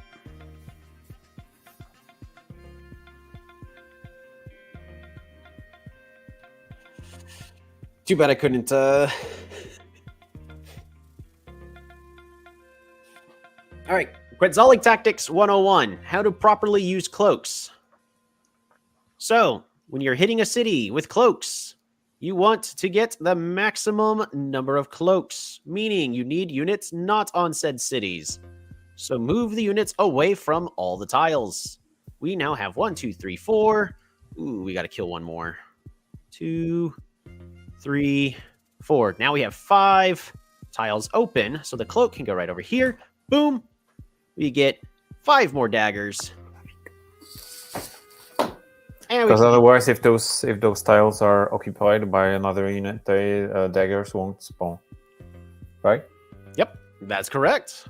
Okay. We're also going to protect our daggers on the water with aquatism. We're going to brute force this. How much do I need?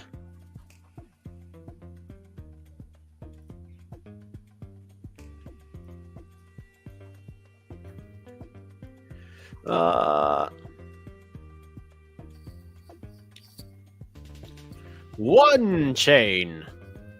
There's no way we're getting it. I'm gonna throw everything in because I can. Yeah, well, defenders are really tanky.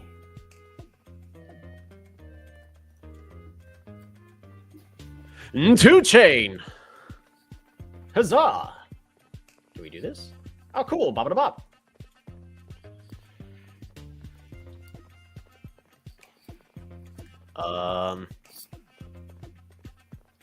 Disband swordsman. I want to get a scout.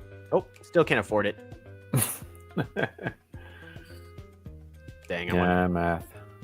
Math is hard. We'll disband the because he disappointed me. All right, pass the turn.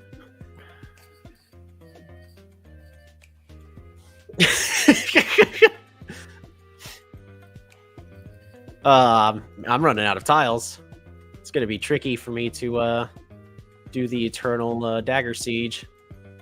I'll make it work.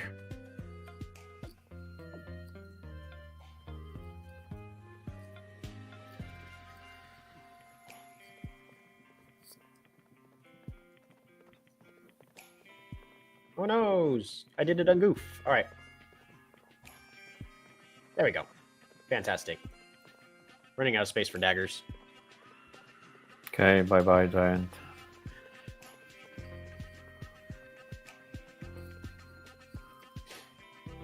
Cannon. He's gone.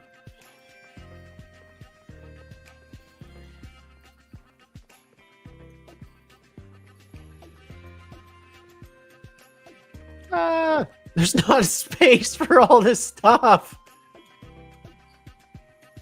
I want to uncover all the tiles, so we're doing that first. We'll pretty much finish this up in within the next turn. Meditation. Pass the turn.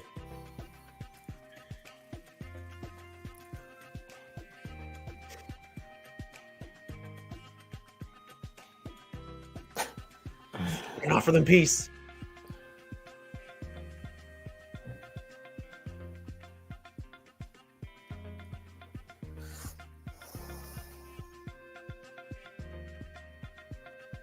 There you go. So that's how you get 1 billion daggers.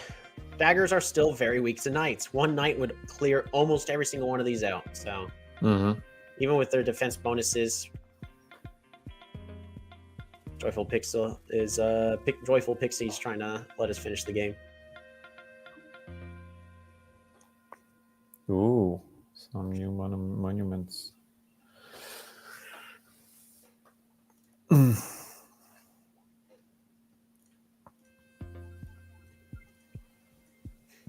Yeah, that's we didn't start the fire.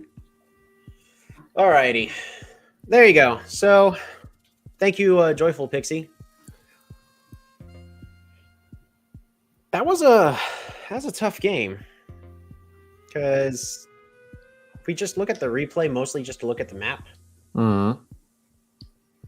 Yeah, but like quite early, it was obvious that they won't be able to do much against you. Midnight versus Ragu, Small Lakes. Alrighty, but if we're just going to take a look at replay fog off, we're just going to zip it forward. They don't have water potential. This was not a nice map for Kiku.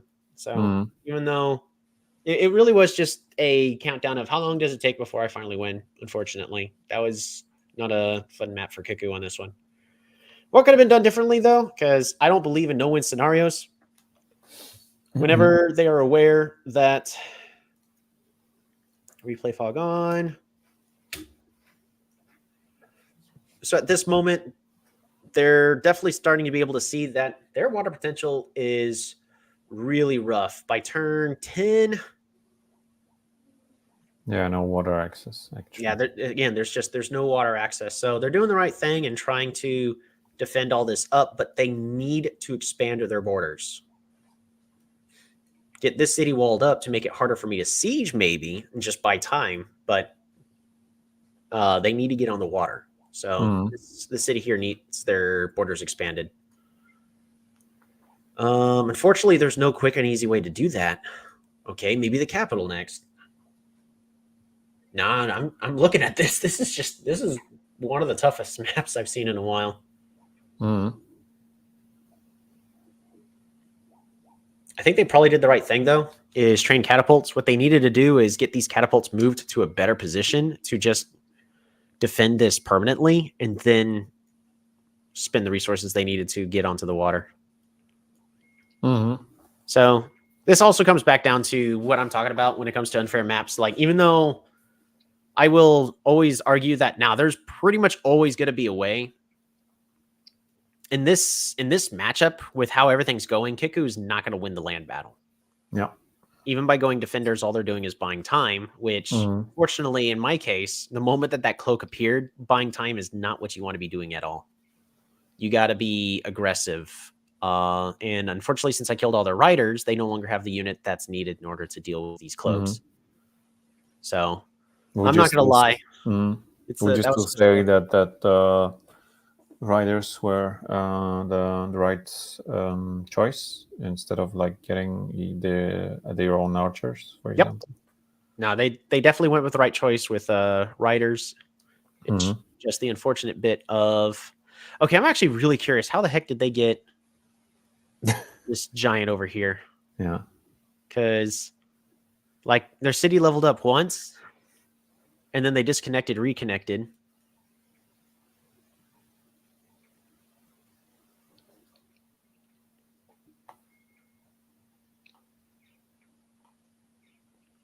I'm really curious how it happened. Yep.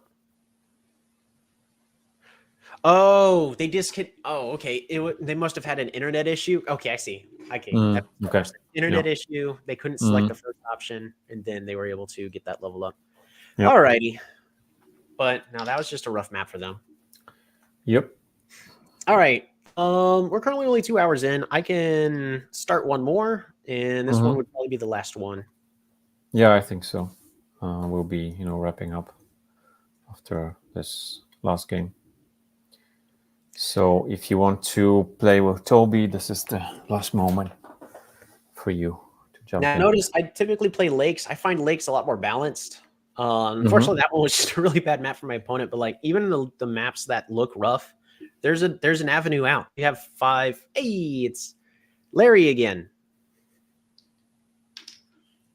They're the first person we played against. It's an ELYRION on your match. Here's also argument number 2 that I always make on why we should be allowed to choose our own colors. I know my opponent is playing ELYRION because I'm player 2 and my color is different. Yeah, I remember you brought that up during one of your recent live streams.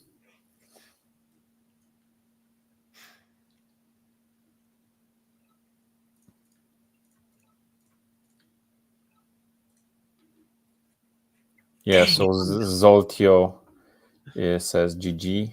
So he was playing Kiku. He played well. That map was rough. Again, yeah. He says felt like a rough game for me. What could I have done better though? I mean, I could take a closer look at the replay because the first one is trying to figure out how to get you on the water. But there probably was a different avenue other than just, hey, you have to go water.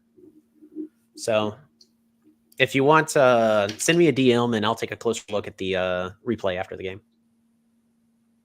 Yeah, so if you're on Discord, Zoltio, contact Toby and you can have more advice on this game.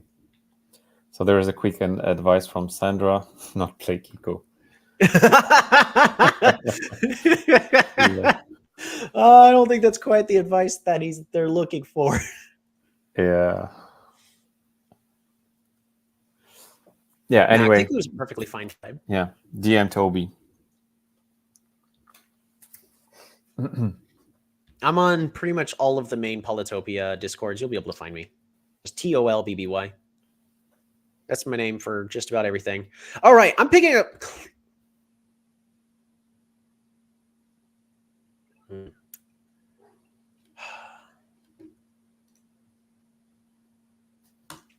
You hesitated, why? I was saying I'm going to pick up climbing for both No. of these ruins. And then I was hesitating, thinking about it. But no, the correct play is still to pick up climbing. I've got 2 ruins I could pick up now. It gives me a defensive bonus. Let's get my warrior into the action. Alrighty, so this is going to be a rough map. But we're going to be spending the next few turns building up crypts. 1 here for 3 extra stars, 1 here for 4 extra stars, and 1 here for starting 2 extra stars, potential 4 extra stars.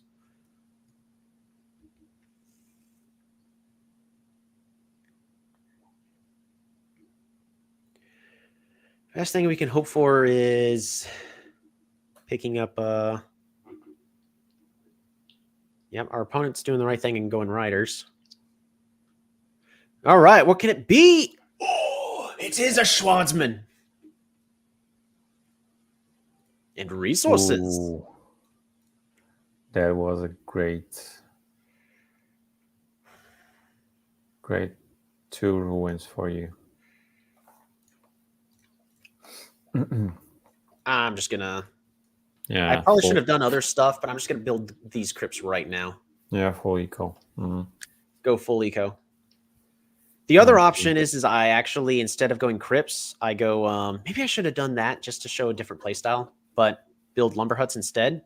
The issue is I don't really have great dragon potential in any of these. I need farming for that. Yeah.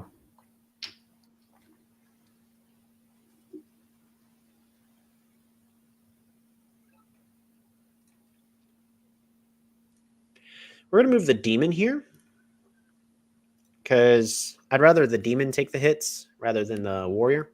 Bop it a bop. Do we save our stars? I don't see why not. Yeah. I don't need any units. The only other unit is send someone out here, but I actually need economy.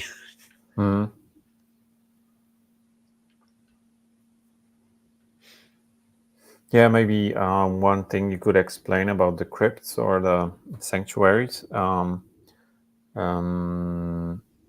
Okay. Fair enough. Yeah, that was a fast one.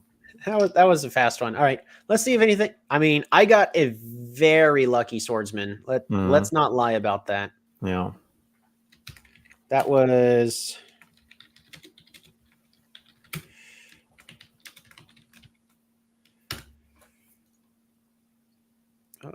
yeah, there we go. Let's take a very quick look. That one's... We're going to do this look with shared fog on. Turn off autofocus. Please let me... Please, please, please. Don't turn that on every single time. So our opponent pretty much just... The only thing I would have done differently on our opponent's part is I would have trained this Polytar back here instead of this one to give us lighthouse potential. If this is the kind of split that we're going with. But I think they just wanted one Polytar up here and the others, yeah. So it gets them a better split.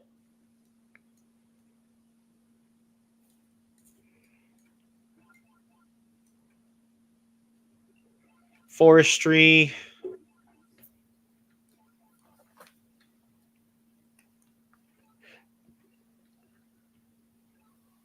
Climbing. Which crazily enough was the game-winning play. Yeah, those 2 ruins were really strong. So even though our opponent's already got riders, So we were about to get this city. We had a much better economy than our opponent. They had no idea what our economy was looking like, but they're only at +4 while we were at a +7. It was about to go up by a lot, by at least another. I think this is going to train one here. Did I build those on that turn or the previous turn? No, I just did that on this. No, I did on the previous turn. So we were actually about to start getting +1, 2, and then this one would have trained one here, 3, and then this one would have trained one here, 4, 5. So we were about to get a free 5 stars per turn, and then this city, which I can build a sanctuary on. Yeah, it's a pretty big snowball effect game. That's typically ELYRION mirror matches is who snowballs faster. But one last thing, replay fog. Yeah, we needed to get on the water. Yeah. What I was planning on doing is we'll turn off shared fog.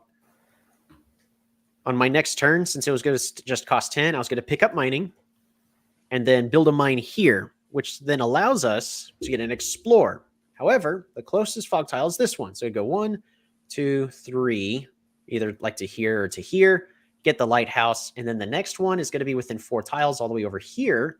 So 1, 2, 3, 4, because we have climbing, which would then expose all of these. So in the best case, 1, 2, 3, 4, 5, 6, 7, 8, 9, 10, 11, 12, 13, 14. So if I was insanely lucky, which I don't think would have happened, we could have found this lighthouse as well. Yeah. With a single explorer there. But that would have been the goal. Was there anything our opponent could have done differently? So if we... I did not have organization, neither did my opponent. So there's no way for us to tell how much farming potential is on this map. But yeah, but they had no polytars in the front, so nope, they had no polytar potential right over here. Yeah. So I already had a swordsman here. So even if they defend, we just re-siege, and it's a guaranteed siege. And we already had our sanctuary set up, so yeah, they didn't. It was just for them. It was a rough game. I would actually argue they rushed riders a little too soon. Again, we were talking about ELYRION having a weak early game economy of their really, really strong turns 1 through 3 for the extra strength and added potential with their polytars. But then 4 through 10, they're generally weaker, but it's because of their economy. Once their sanctuaries are set up, then they're possibly stronger. But instead of going with sanctuaries or leveling up these cities with forestry, which in this case, I think the forestry play would have been better with building lumber huts just for a safer economy. They sacrificed all that for 2 riders. They could have had +6 or +8 stars per turn, even in this stage, on a much safer scale. So even though you want to rush out riders, I would say they rushed it a little too soon. Yeah, I agree.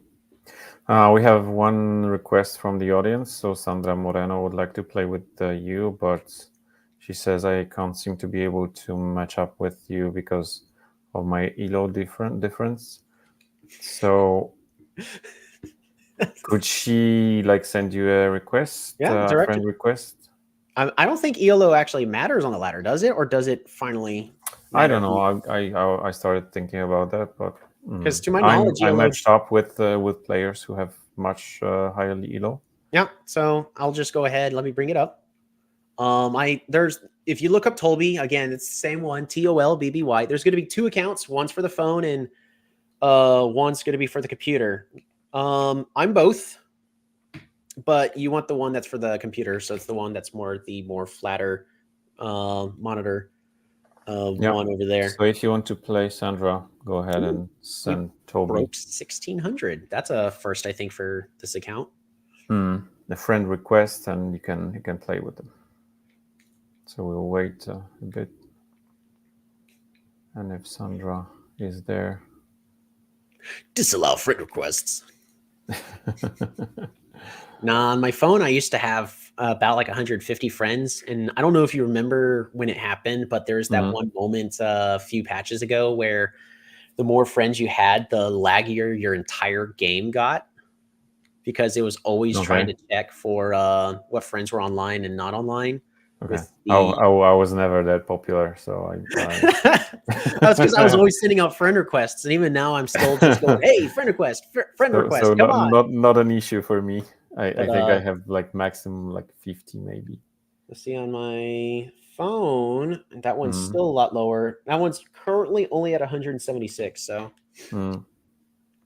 but I have also not been playing on the phone as much lately. Okay, so no request from Sandra. Okay, so let's do one more. One more. This time with more feeling.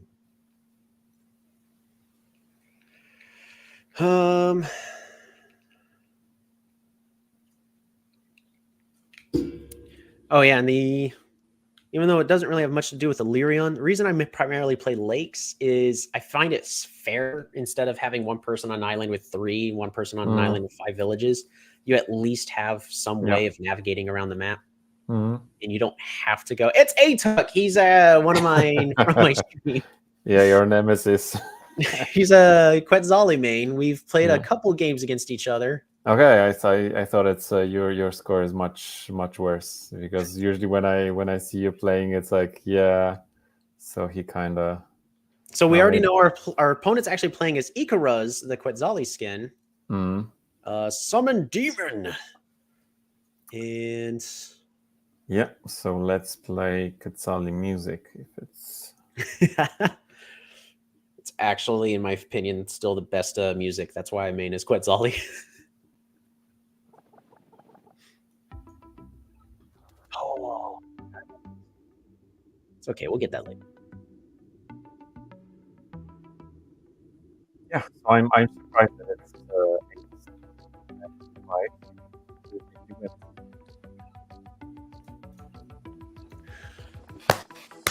Oh, that hurts my soul. What's that? The ruin. Ruin right there in the middle of the ocean. No way of getting to that. This village right here having absolutely no forests. What a great game. Yeah. No, I see. Sanctuary potential, however, is insane. We've got a level 5 sanctuary here. We'll go and place another sanctuary on this mountain right here, which you can do. So pick up forestry. That's going to spend all 8 of our stars. Grab the city and start moving down. No, we are not going to be picking up climbing, not like last time. I guess the real question is just, though, I used to do this all the time. I would always wait until I pick up organization, then pick up this fruit. It's not worth it. Waste so much time by doing that.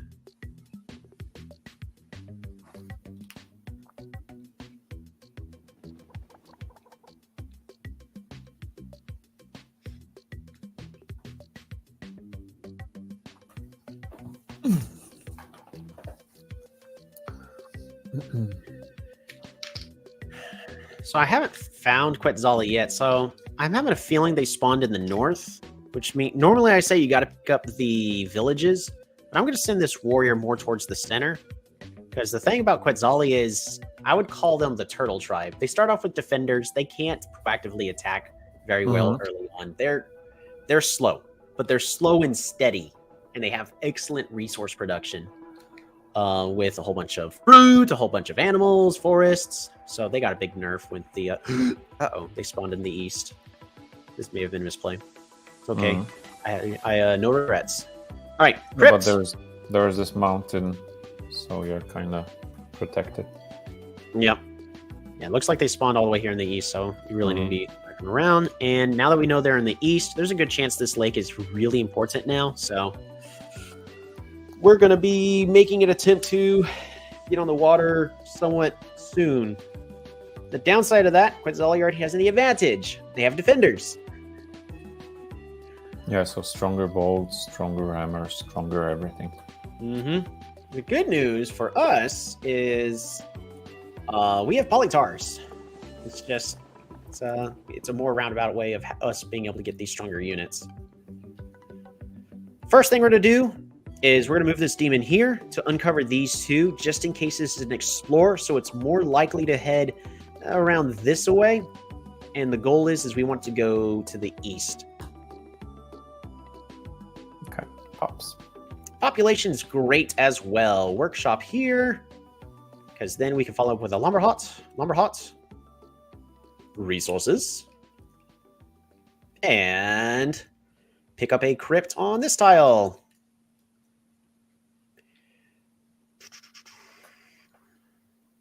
Pass the turn. Actually, I could have done that slightly cheaper. That's a misplay on my part. I didn't need this lumber hut. I could have actually just trained a demon here to uncover this tile for the for the lighthouse, for the lighthouse, and that would have cost 1 star less. Plus, I then would have had a unit. And this one does nothing with this crypt because it's not adjacent to it.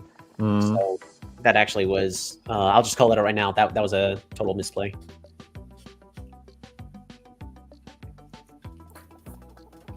It's not a game losing misplay, but it's one of those very minor ones that down the road will add up. So here's the thing: whenever I'm playing against multiplayer games, I would very much intentionally, which I'm still gonna put it there, put a crypt here just so I get these chicken polytars, because I love having the mix of polytars in the army. Yeah. But oh no. But whenever I go to, well, before we capture, we're gonna put a pause on that thought. Archery is really, really strong against Quetzali, just because archers beat boats. But in this case, I think we're better off.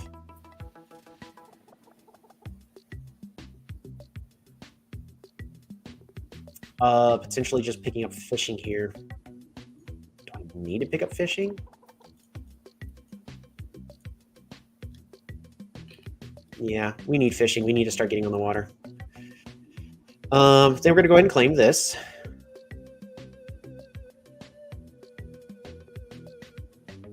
We're going to summon a demon here. For the whole intended purpose of next turn, we're going to move this demon here and then do a push, so that way we can siege right over there. Crypt.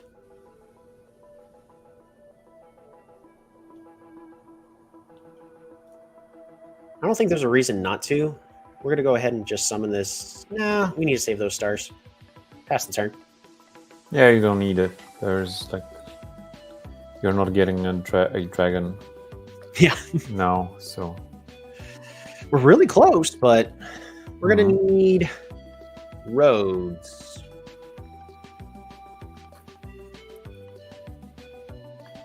One, two, three.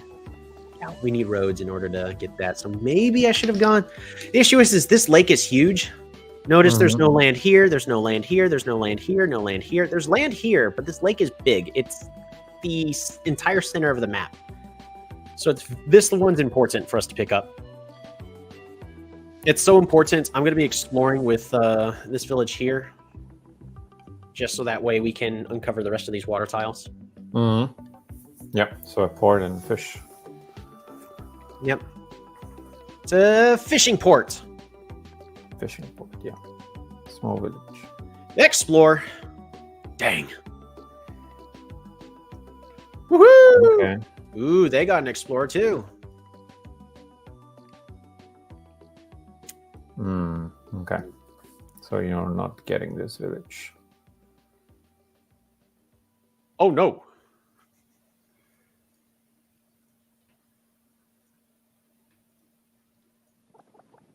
Are you doing the push play or? Not this turn. I think the real question is do I train? I think the way that the Polytars create on sanctuaries, it's going to put one on this tile first, so there's no reason for me to train a demon here. I'm going to save my stars, and we're going to go ahead and pass this turn.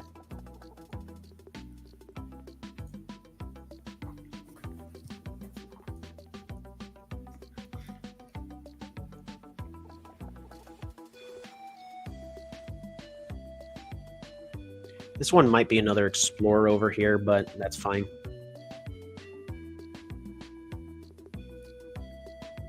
Score-wise, they're doing much better than I am. So I could do a really fancy, it's not really going to be that good. I could do a fancy push play of pick up climbing, push, put it here, move up onto the mountain, get all this vision, kill this warrior. I could potentially do that, but I don't think it's that good of a play. So what is the alternative? We got to be somewhat passive in this current instance. So this demon's going to be moving back onto this forest here, really to just keep an eye on the village. We're going to be training up. It did go there. I was wrong. We're going to go ahead and collect this first. Ooh, stars. Resources. Stars.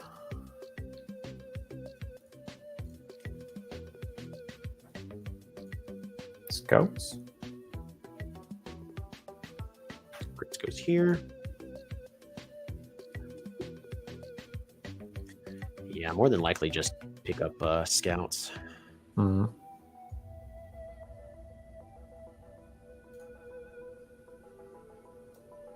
Not seeing any other better alternatives. We're gonna do that just so that way. Ooh, news! Demon here.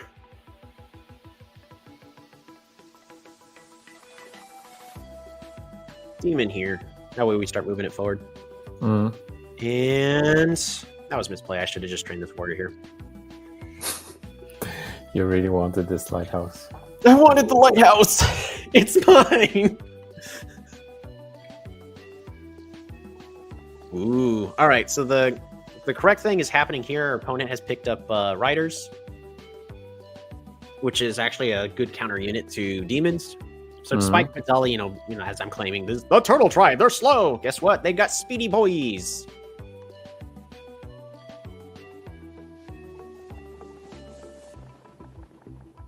If I move it there, I can then push. Dang. I'm trying to figure out as many fancy places as I can. That's not necessary.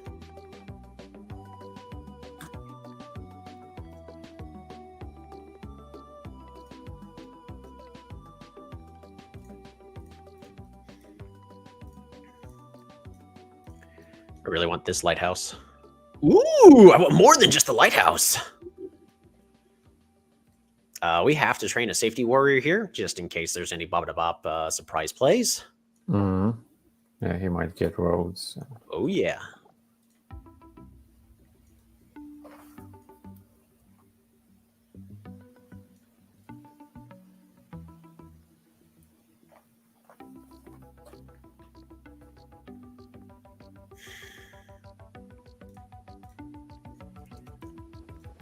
This is rough.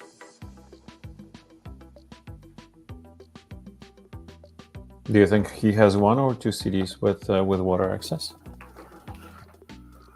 I think it's just this one, based off timing.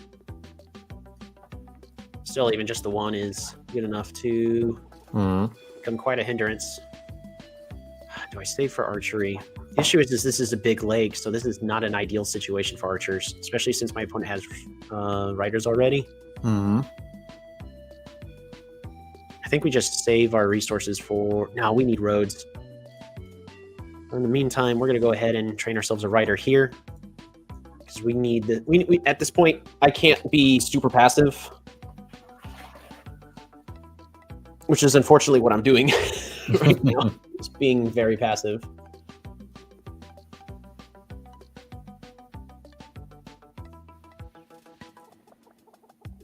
Yep.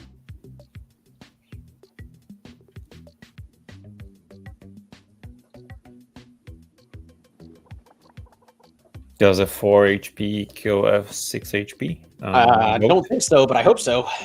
Okay. I've got time to do a calculation using the polycalc. You can find that on nearly every Polytopian Discord server. Scout 4 HP versus a... Is that a warrior? It is a warrior. Scout 6 HP. Oh, it leaves them both at 1. Ooh. Yeah, but leaving it at 1's better than nothing.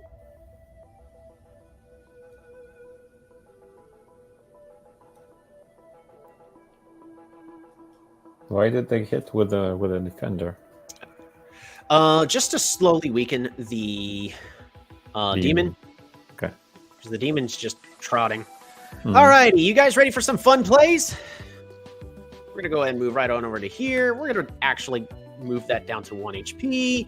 Scout, warrior. But here's fun plays number 1. First thing we're gonna do is summon a demon.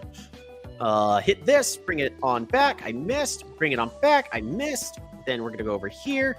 Hit that. Summon a demon. I did it wrong. Congratulations, fun plays are done. Go home. But their situation here is not a good one. That's fine. We'll live. Border growth. Border growth, right? No. Not a border growth. No, if your crypt was in the north northwest, yes, but you don't need it. But look at this pressure. So we no longer need to worry about this side of the map, whereas our opponent needs to invest a lot into the side of the map. Man, if I did that slightly differently, because I wanted this demon to get pushed here and then kill this rider. So what went wrong? So I moved this rider back. I should have left this rider on this tile. Because look at this momentum our opponent's now getting because of this. Yeah. It's okay. We're about to pick up roads. It's fine. Yeah, because this rider, even without the road, is dying. Is going to die the 8 HP. Because your demon can climb. Oh yeah. You still have the ruin to claim, so I would go for mining, maybe. I need climbing first, unfortunately, but yeah, it's tough. The next thing we're probably just gonna end up doing, man, do I just pick up archery? Archers will help fight off against all this a lot better. It's the cheaper solution. I've already won this. I'm not winning the Navy, unfortunately. I don't have proper water access. The real question is how do I get on the water? And I think it's just Dragon Egg. So, roads. 1, 2, 3. Gets us. We leveled up capital.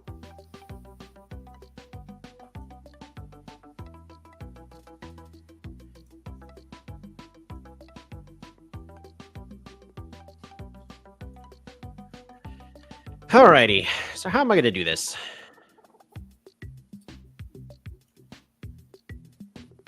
Man, I really maybe I should just pick up climbing. That is a lot of pressure. I mean, all he has to do is train defenders. It's not good enough pressure. Roads. Yeah. Roads. Yeah. Road.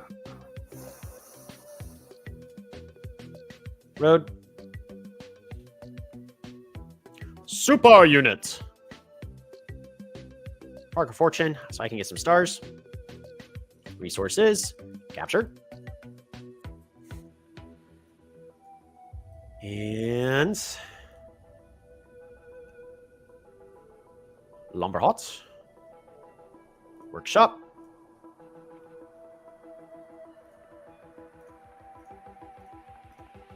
Bop. I'm just going to secure the kill here.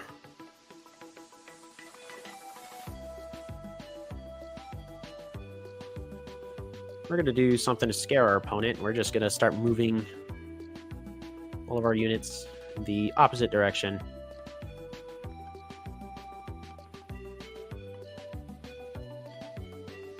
We're going to keep the demon there, because it keeps it safe, and then we can just zip it onto the water here in a moment. Pass the turn. So we've got an excellent, not even like a good, this is an excellent economy. 26 stars per turn. The issue is we don't have the proper things to get onto the water. I need aquaculture. Then I need to be producing 2 rammers a turn before my opponent is able to just kill me outright. Archers would also be really, really good here. Mostly to Yeah, just because you have this kind of peninsula with this mountain and the tree. So if you could place the archers there, because he has to, come closer with his boats to kill your boats. So I guess archers is especially if I put a port right over here. yeah. So I think archers is the answer. Bop it a bop.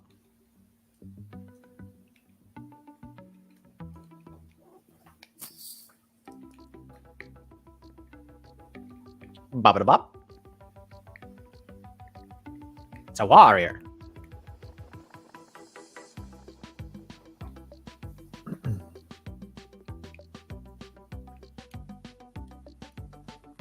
So before we capture, what are we picking up? Archery.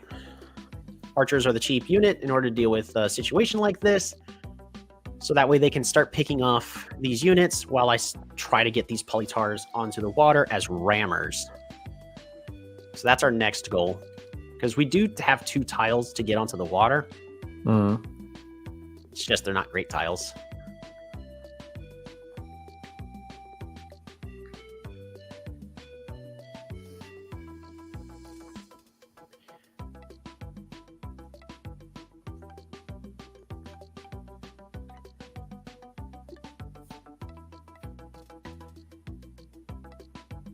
Archery!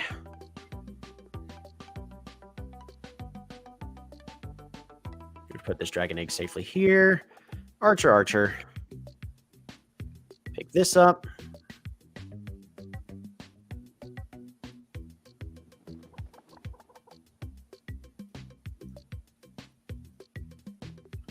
Woohoo!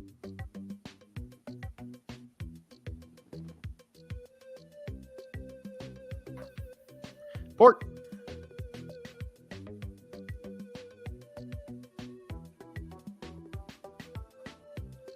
And a safety warrior. Safety warrior to avoid any really crazy bounce. I don't see it, but when you're on a live game, it's usually better just to make a couple of plays just for extra safety. Because I can't tell you how many times I've lost a game like, oh, my opponent can't do this, and then boom, surprise, it's a rider, and he hits my unit, and then snipes the capital. And the game's over. Rammer is coming. Rammer Mafia. It's a good thing we got this archer here in the back. Yeah, so he has to come closer, and it's, you'll be able to hit those boats.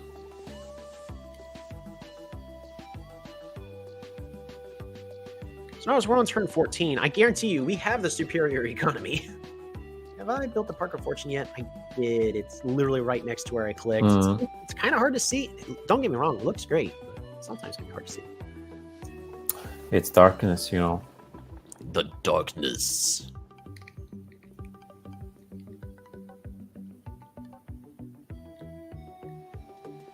If you want to see the Park of Fortune, you have to play the good ELYRION or the. We're going to be doing an explore on this city over here. There's a good chance it's going to get sieged a lot. I'd rather find this monument. That'll give us the Eye of God if we're able to. Yep. We do also have we already have fishing and sailing, so we'll be able to. Okay, so he's sieged. He's trying. He's trying to siege me in a way I can't unsiege. I mean, I easily can. We just rider to kill here, and then they zip on back. This he's killed 10 of my units. Bragging rights right there. I've only killed 3. What the heck? Yeah, he killed many of your rafts. So this is the. Yep, all those rafts that died. Yeah.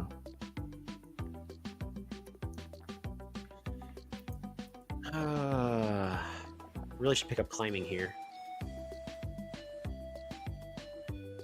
Reason we're picking up climbing. No, I don't want you picking that up.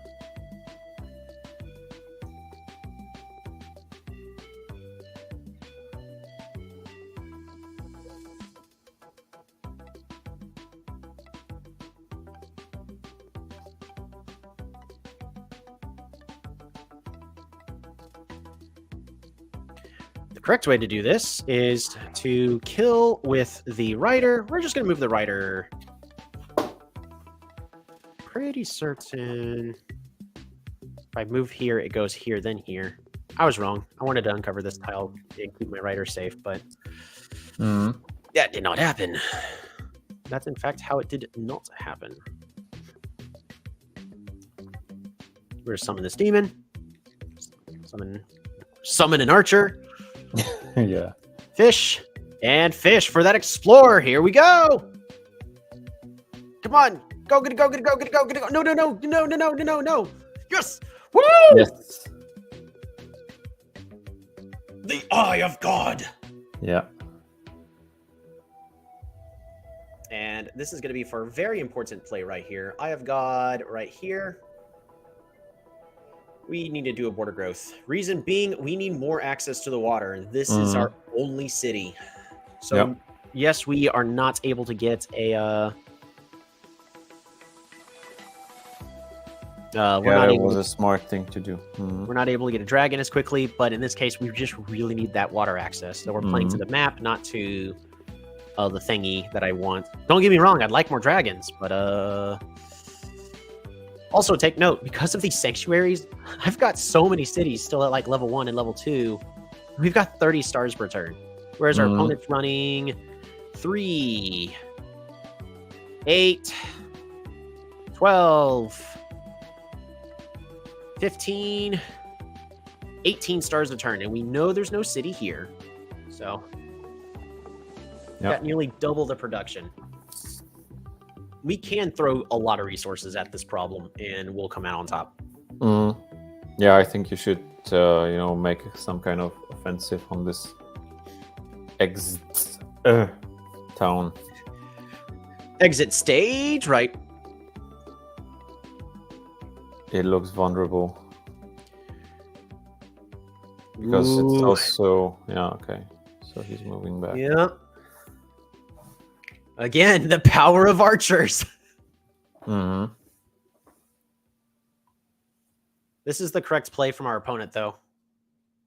It allows them to build up a bigger force. Now they're getting archers.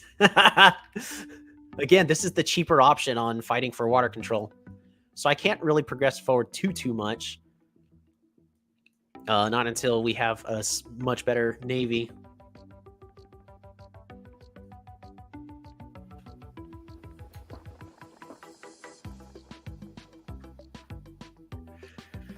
Alrighty. Kind of want aquaculture, but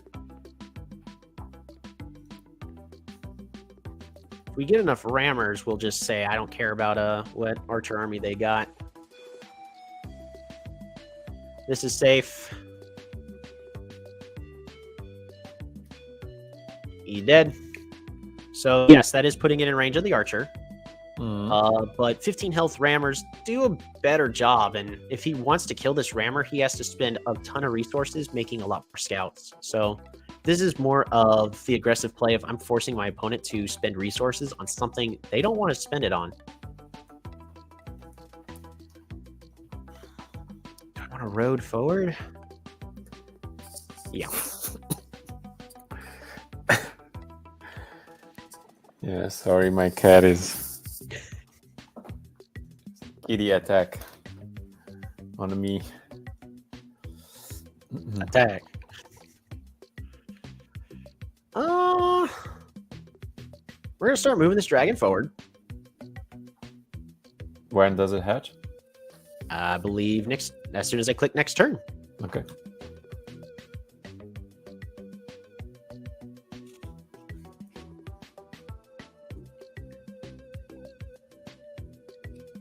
Yep, so we forced them to train a defender here. So we've only got 15 more stars he can spend this turn, which can be done. Scout and scout. That's a lot of resources on something they don't really want.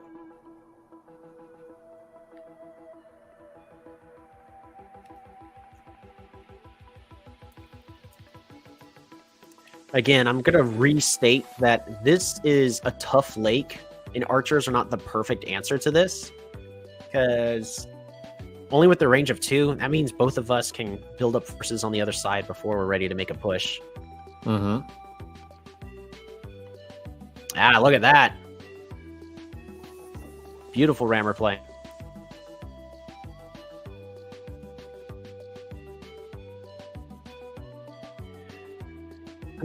So I think at this point,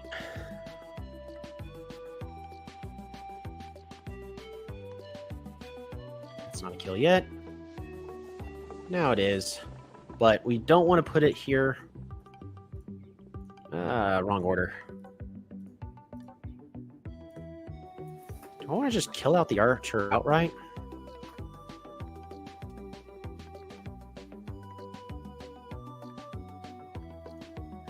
Moving this archer back for safety.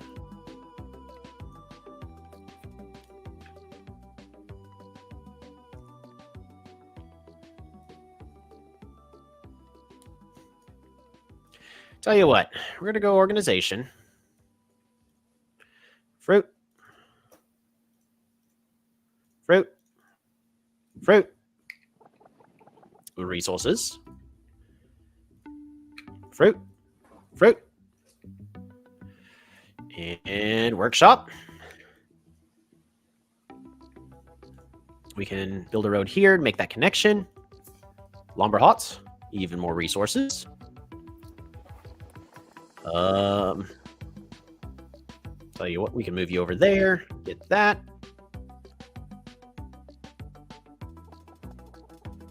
Archer. Archer.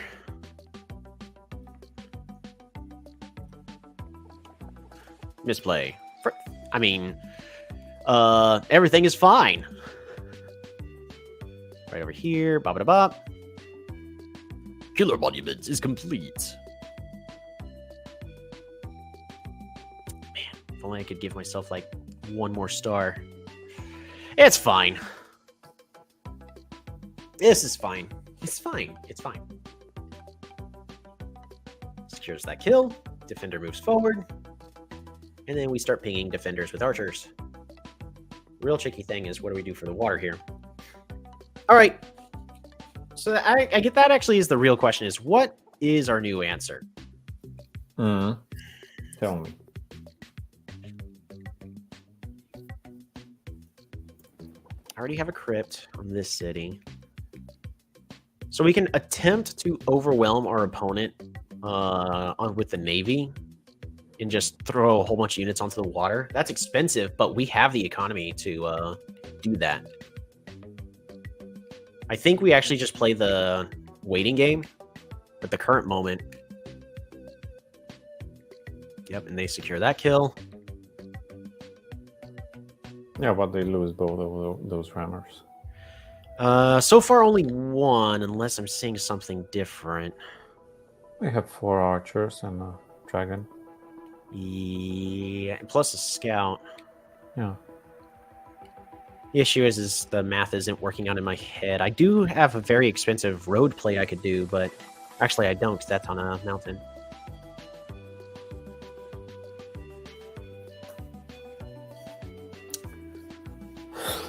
Oh, what's in the ruins? It's going to be! Ooh, strategy. That's actually really good.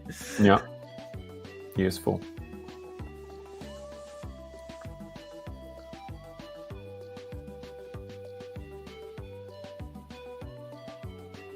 Yeah, they both die, like I said. Woo! Man, I wasn't even worried a bit. Oh, I meant to summon this one. We'll do it anyways. Ah, dang. Didn't mean to push it. Summon demon. All right, so one can go here.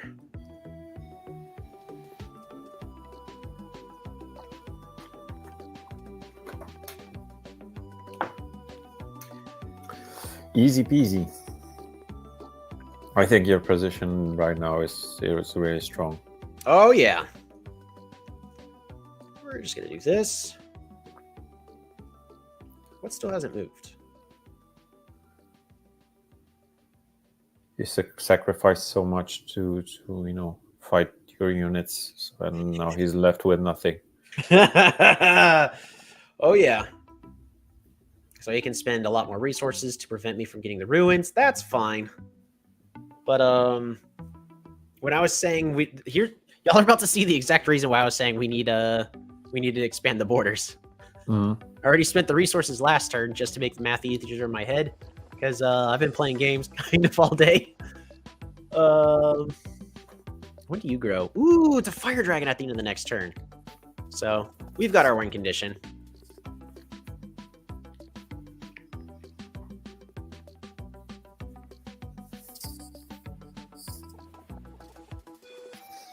Oh, I could have summoned another demon.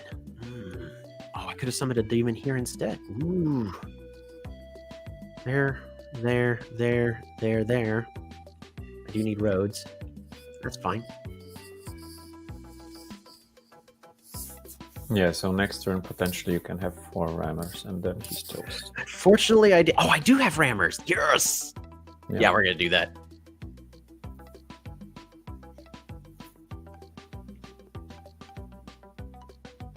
So right now, our opponent has a lot of scouts, which is good, and archers, that's also good, but I want to apply pressure in a way to close out the game.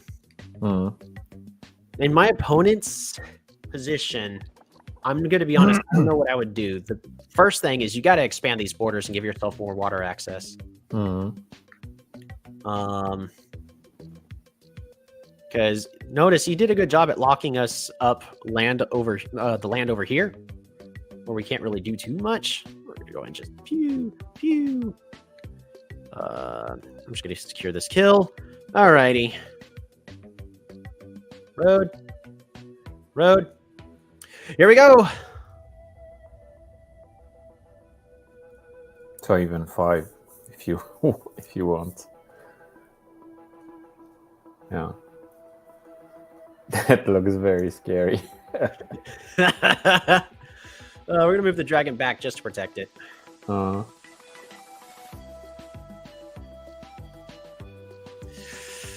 that's scary. I'm going to apply the extra pressure.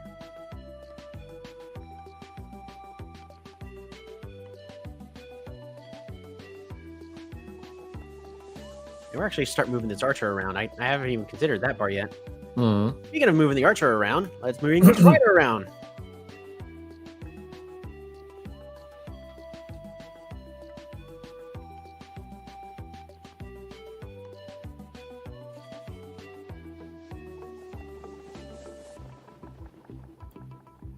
This would have been a very different game if my opponent was able to secure both of these cities. Yeah, sure. It's just the ELYRION speed. It's sort of the same thing like Omaji and Yadak. You're sacrificing some early game economy for some early expansion. Cymancy is the exception, but we already know that they're just a bugging game. So, but essentially, if you're able to just rush forward, you have a weaker early game economy. And if you lose that race, you're probably losing the entire game. But if you win the race, you're in a stronger position, but you haven't won everything yet. Sun is starting to get down. I may have to change some blinds. My phone fell asleep. That was supposed to be my chat. And then I closed it. Not playing in full screen. Oh, sorry, Yoppy. Oh, so we are playing in full screen. We're currently doing a live stream with Gato to show off the ELYRION Midnight skin as a promotional. So that way y'all are able to see even more of it. Yeah, I maybe consider buying them. It's a really cool skin. Yeah. I love the best. Actually, it's a duo between one of the best, between one of the worst. I really hate those, bird people. Yeah, sorry for you as a Quetzali main.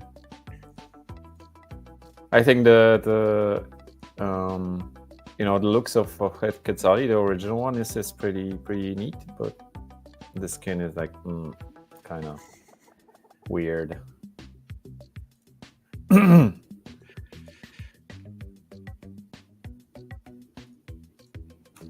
Lando.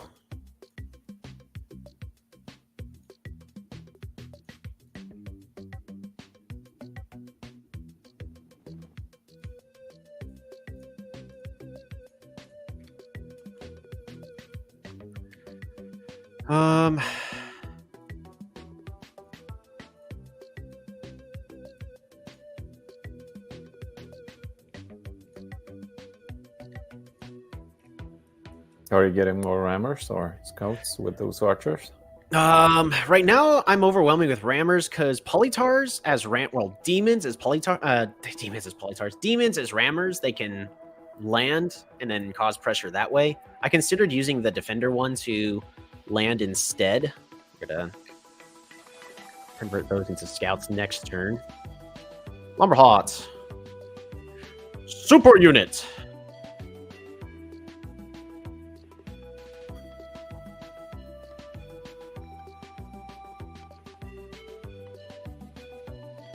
That's not something they want to see. Next is going to be road. Road. Give us that monument.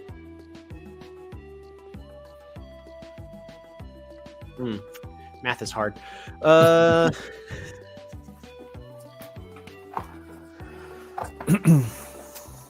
think I just passed the turn.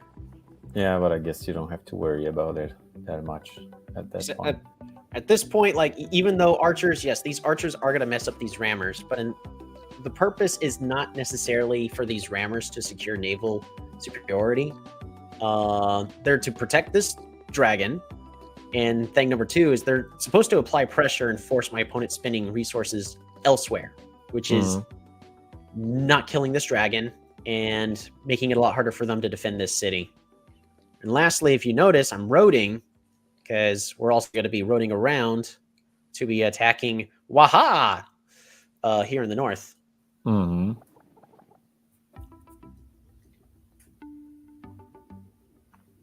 Yeah, he should be more careful. He has the vision there.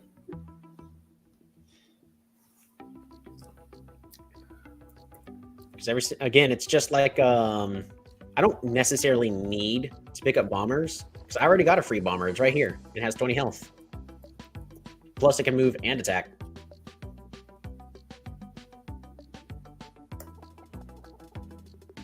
Noise. Training unit. Don't do it. Don't train a unit there. Oh, no.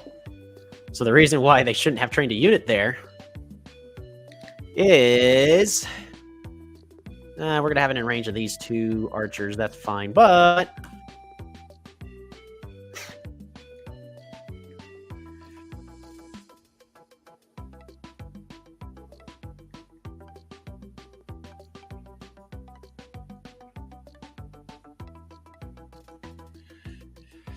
Alrighty.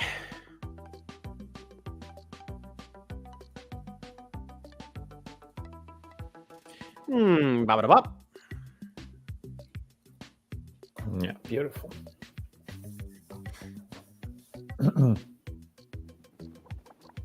And no giants from him. Right? That's strange. It's turn 20. It's because we're forcing our opponents to spend all their resources on military instead of improving their economy. Oh man, I wanted to grab farming here, but I guess not this turn. But I can road here. So we have Gates of Power. Grand Bazaar. I've actually got a killer. Yeah. I've got actually 2 monuments. Yep. I'm actually gonna hold on to them. Okay. I lied. We're gonna go ahead and put the Grand Bazaar here. Okay, quick change of mind. Resources, because I want to know the defender on this tile. Rider here.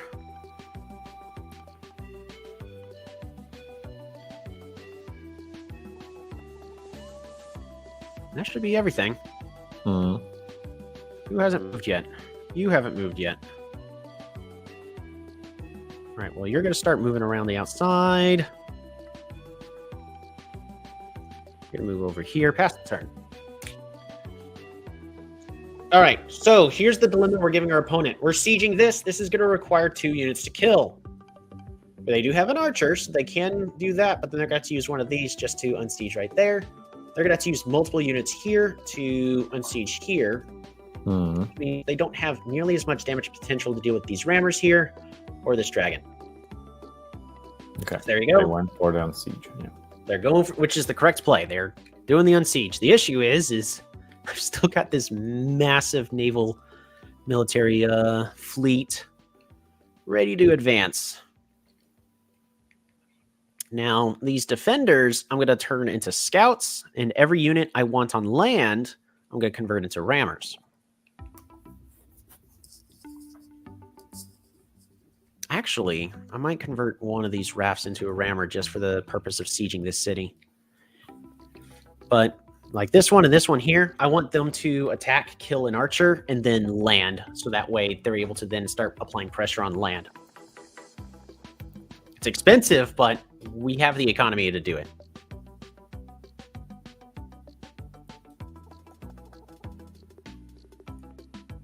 Ooh, good play.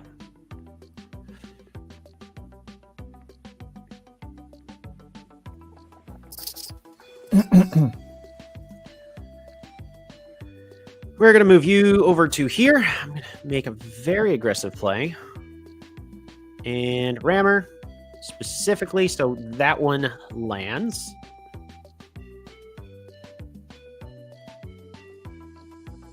Yeah, that's the game.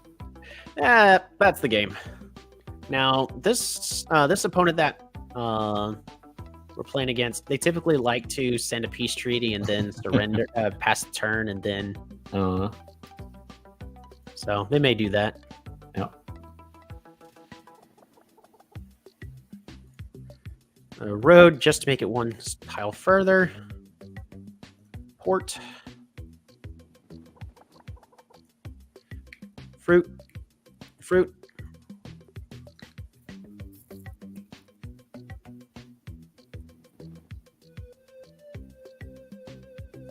We're going to do a border growth. I don't know why I haven't built scripts here yet, but we're going to go ahead and take care of that.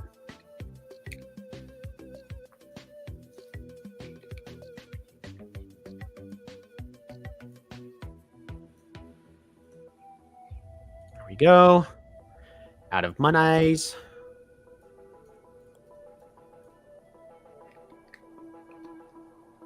I could attempt to siege his capital with the dragon egg. Yeah, the way we do that is we put it on the water. They did not manage.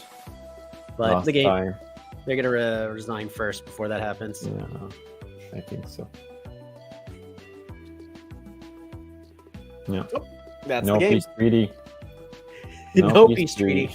I guess they are upset. Yeah, that was a rough game for them. They did not have nearly enough water access as probably needed. But I only had 1 city's worth. So I really just want to see if they had the potential to get more. Yeah, resources. let's look at the replay. All right. Final replay. It's midnight versus Icarus Small Lakes. This one is versus Atuk. All right, let's take a look-see at it, shall we? Yep. So again, we're going to do this from their perspective. Replay fog on, autofocus, shared fog off. I want it only from Atuk's view. So not a lot of resources here. Their capital is actually pretty good when it comes to resources. They probably needed to have picked up climbing to mining because there's a really good chance that these are all mines. Quetzali has a high mine chance. Grab that explore, very much necessary. Okay. So wow. Excellent.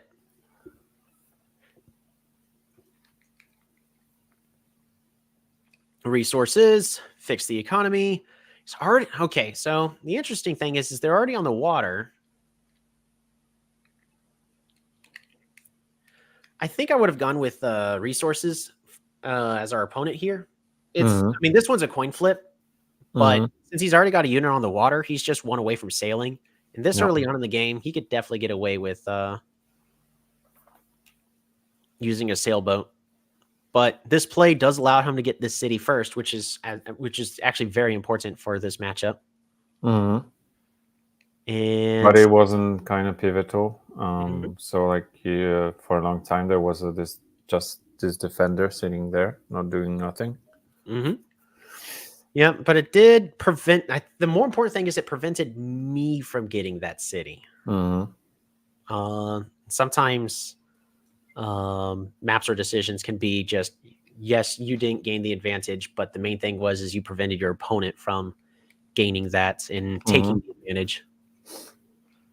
And all this is just honestly good naval battles from our opponent.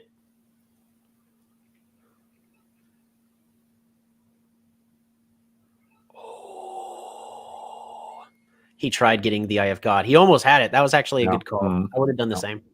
That was just very unfortunate. close. Yeah.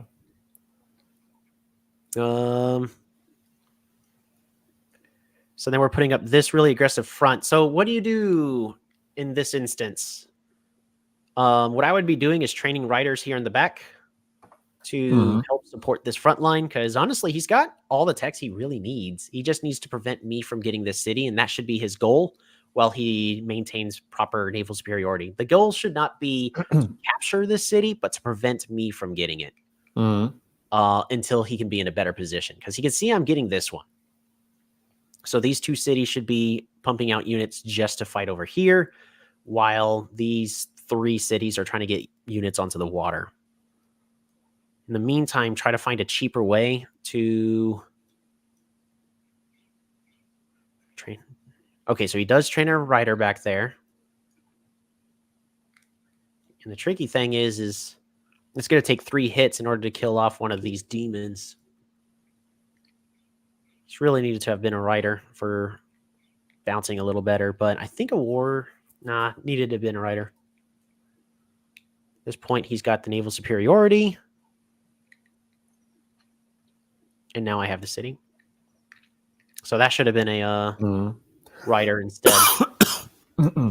So I think that's the pivotal point that turns the entire game, because now I just have a production advantage. So I can apply pressure here, even though it's on a pretty narrow choke point. It is a 2x2. This is a good attempt at a siege, but there's just a lot here. I already have roads. Yeah, you had enough to unsiege easily, and he lost all those units. Not even killing, I think, any of yours. So, yeah. So at this point, the real question is why no giants yet? What are we missing? Needs forestry. Needs a couple turns of that. So what he should be doing in this instance is fall back with units, allow them to heal up so he can get forestry and level up and try to get some giants rolling. Got archery instead, which it's not a terrible play. It allows him to defend and buy time. But I think a giant would have bought time a little better. Because, and I was saying this since the start, this is a big lake. Archers are better on narrow water. Because if you're using archers on a massive ocean, you're just going to get, they're just going to bring bombers and you're out of luck. Yeah, but for the record, the archers also saved you, because if not for them, it would have been a totally different game. Oh, yeah. It prevented him from overrunning me. And the archers bought me time. However, in this instance, there's a difference between buying myself time, because I have the production advantage, versus my opponent buying them time. Is he needs to find a way to be aggressive. And a giant would help push that. With the Juggernaut, he's able to get instant value.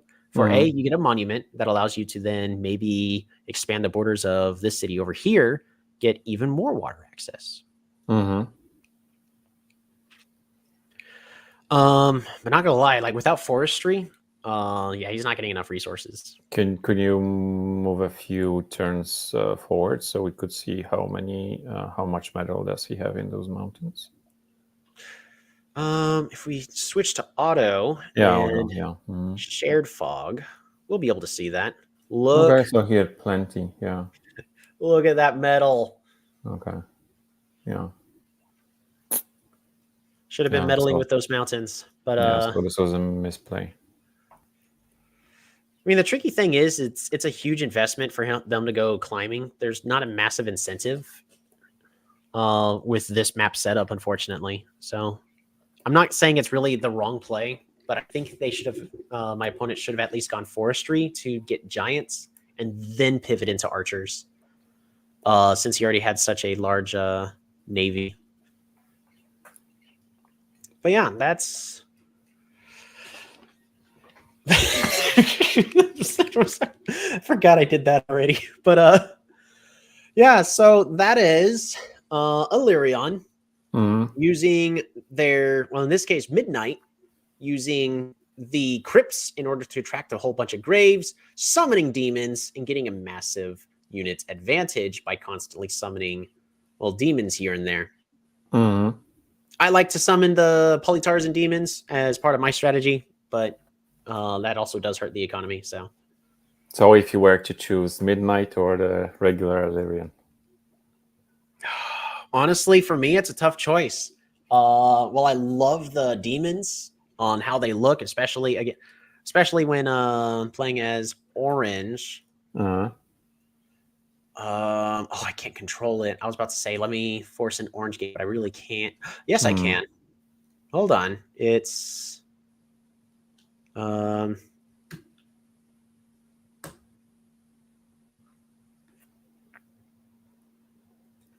it's not that way. Forget how to do it. It's Shift, Alt. Oh man, how's the Easter egg for changing the skins? I thought it was Shift, right? No idea. I've never done it.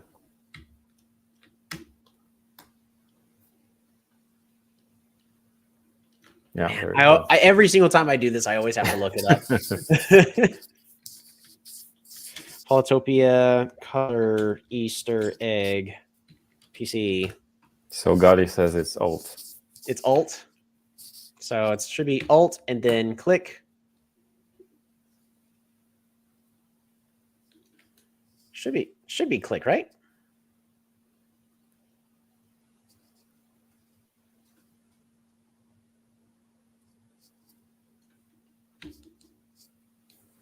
Maybe they removed it or what? Oh no, it's still there. I just did it the other day. Mixed tribes on Steam. Hold down the Alt key. Click the first tribes icon, then click the second tribe. Let's see the aesthetics of the first, the gameplay of the second. There we go. This ought to do it.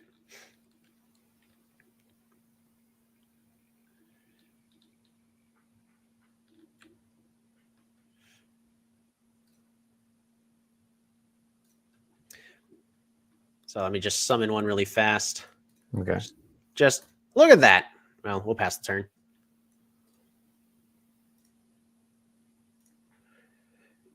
Looks like charcoal. It's so fitting with the theme. It should be an orange. I'm just gonna keep finding other little ways to say, please allow me to have choose my color change. My tribe color. Just profile. Let me choose my favorite color. Yeah. I'm gonna keep someday. One of these days, maybe. Yeah. The issue is it's not really that important of a feature, so no promises on that. But looking at it, we've been going for, oh my gosh, I just now realized the sun's in my face. Yeah, it's been 3 hours. It's been a good 3 hours of a stream. Okay, sorry, let me change the background so we can actually stop. Yeah, so it's been a pleasure, Toby. Thank you for showing us the Midnight ELYRION skin. Absolutely. hope you guys will consider, maybe buying it. It's available on all our platforms. So whether you're on Steam, on mobile, or on any of the consoles, it's like, go ahead and check it out. All right, yeah. Yeah, go ahead. Sorry. I was saying thanks for having me. It's been a blast. If we can, I'd definitely like to be doing this more and help y'all out any way y'all need. Sure, we'll be having more of those live streams. So yeah, so we'll be in touch. Fantastic. Okay, thank you so much. Thanks everyone for watching, and we'll probably have another live stream in like 2 or 3 weeks. So stay tuned. Okay, thanks everyone. Bye.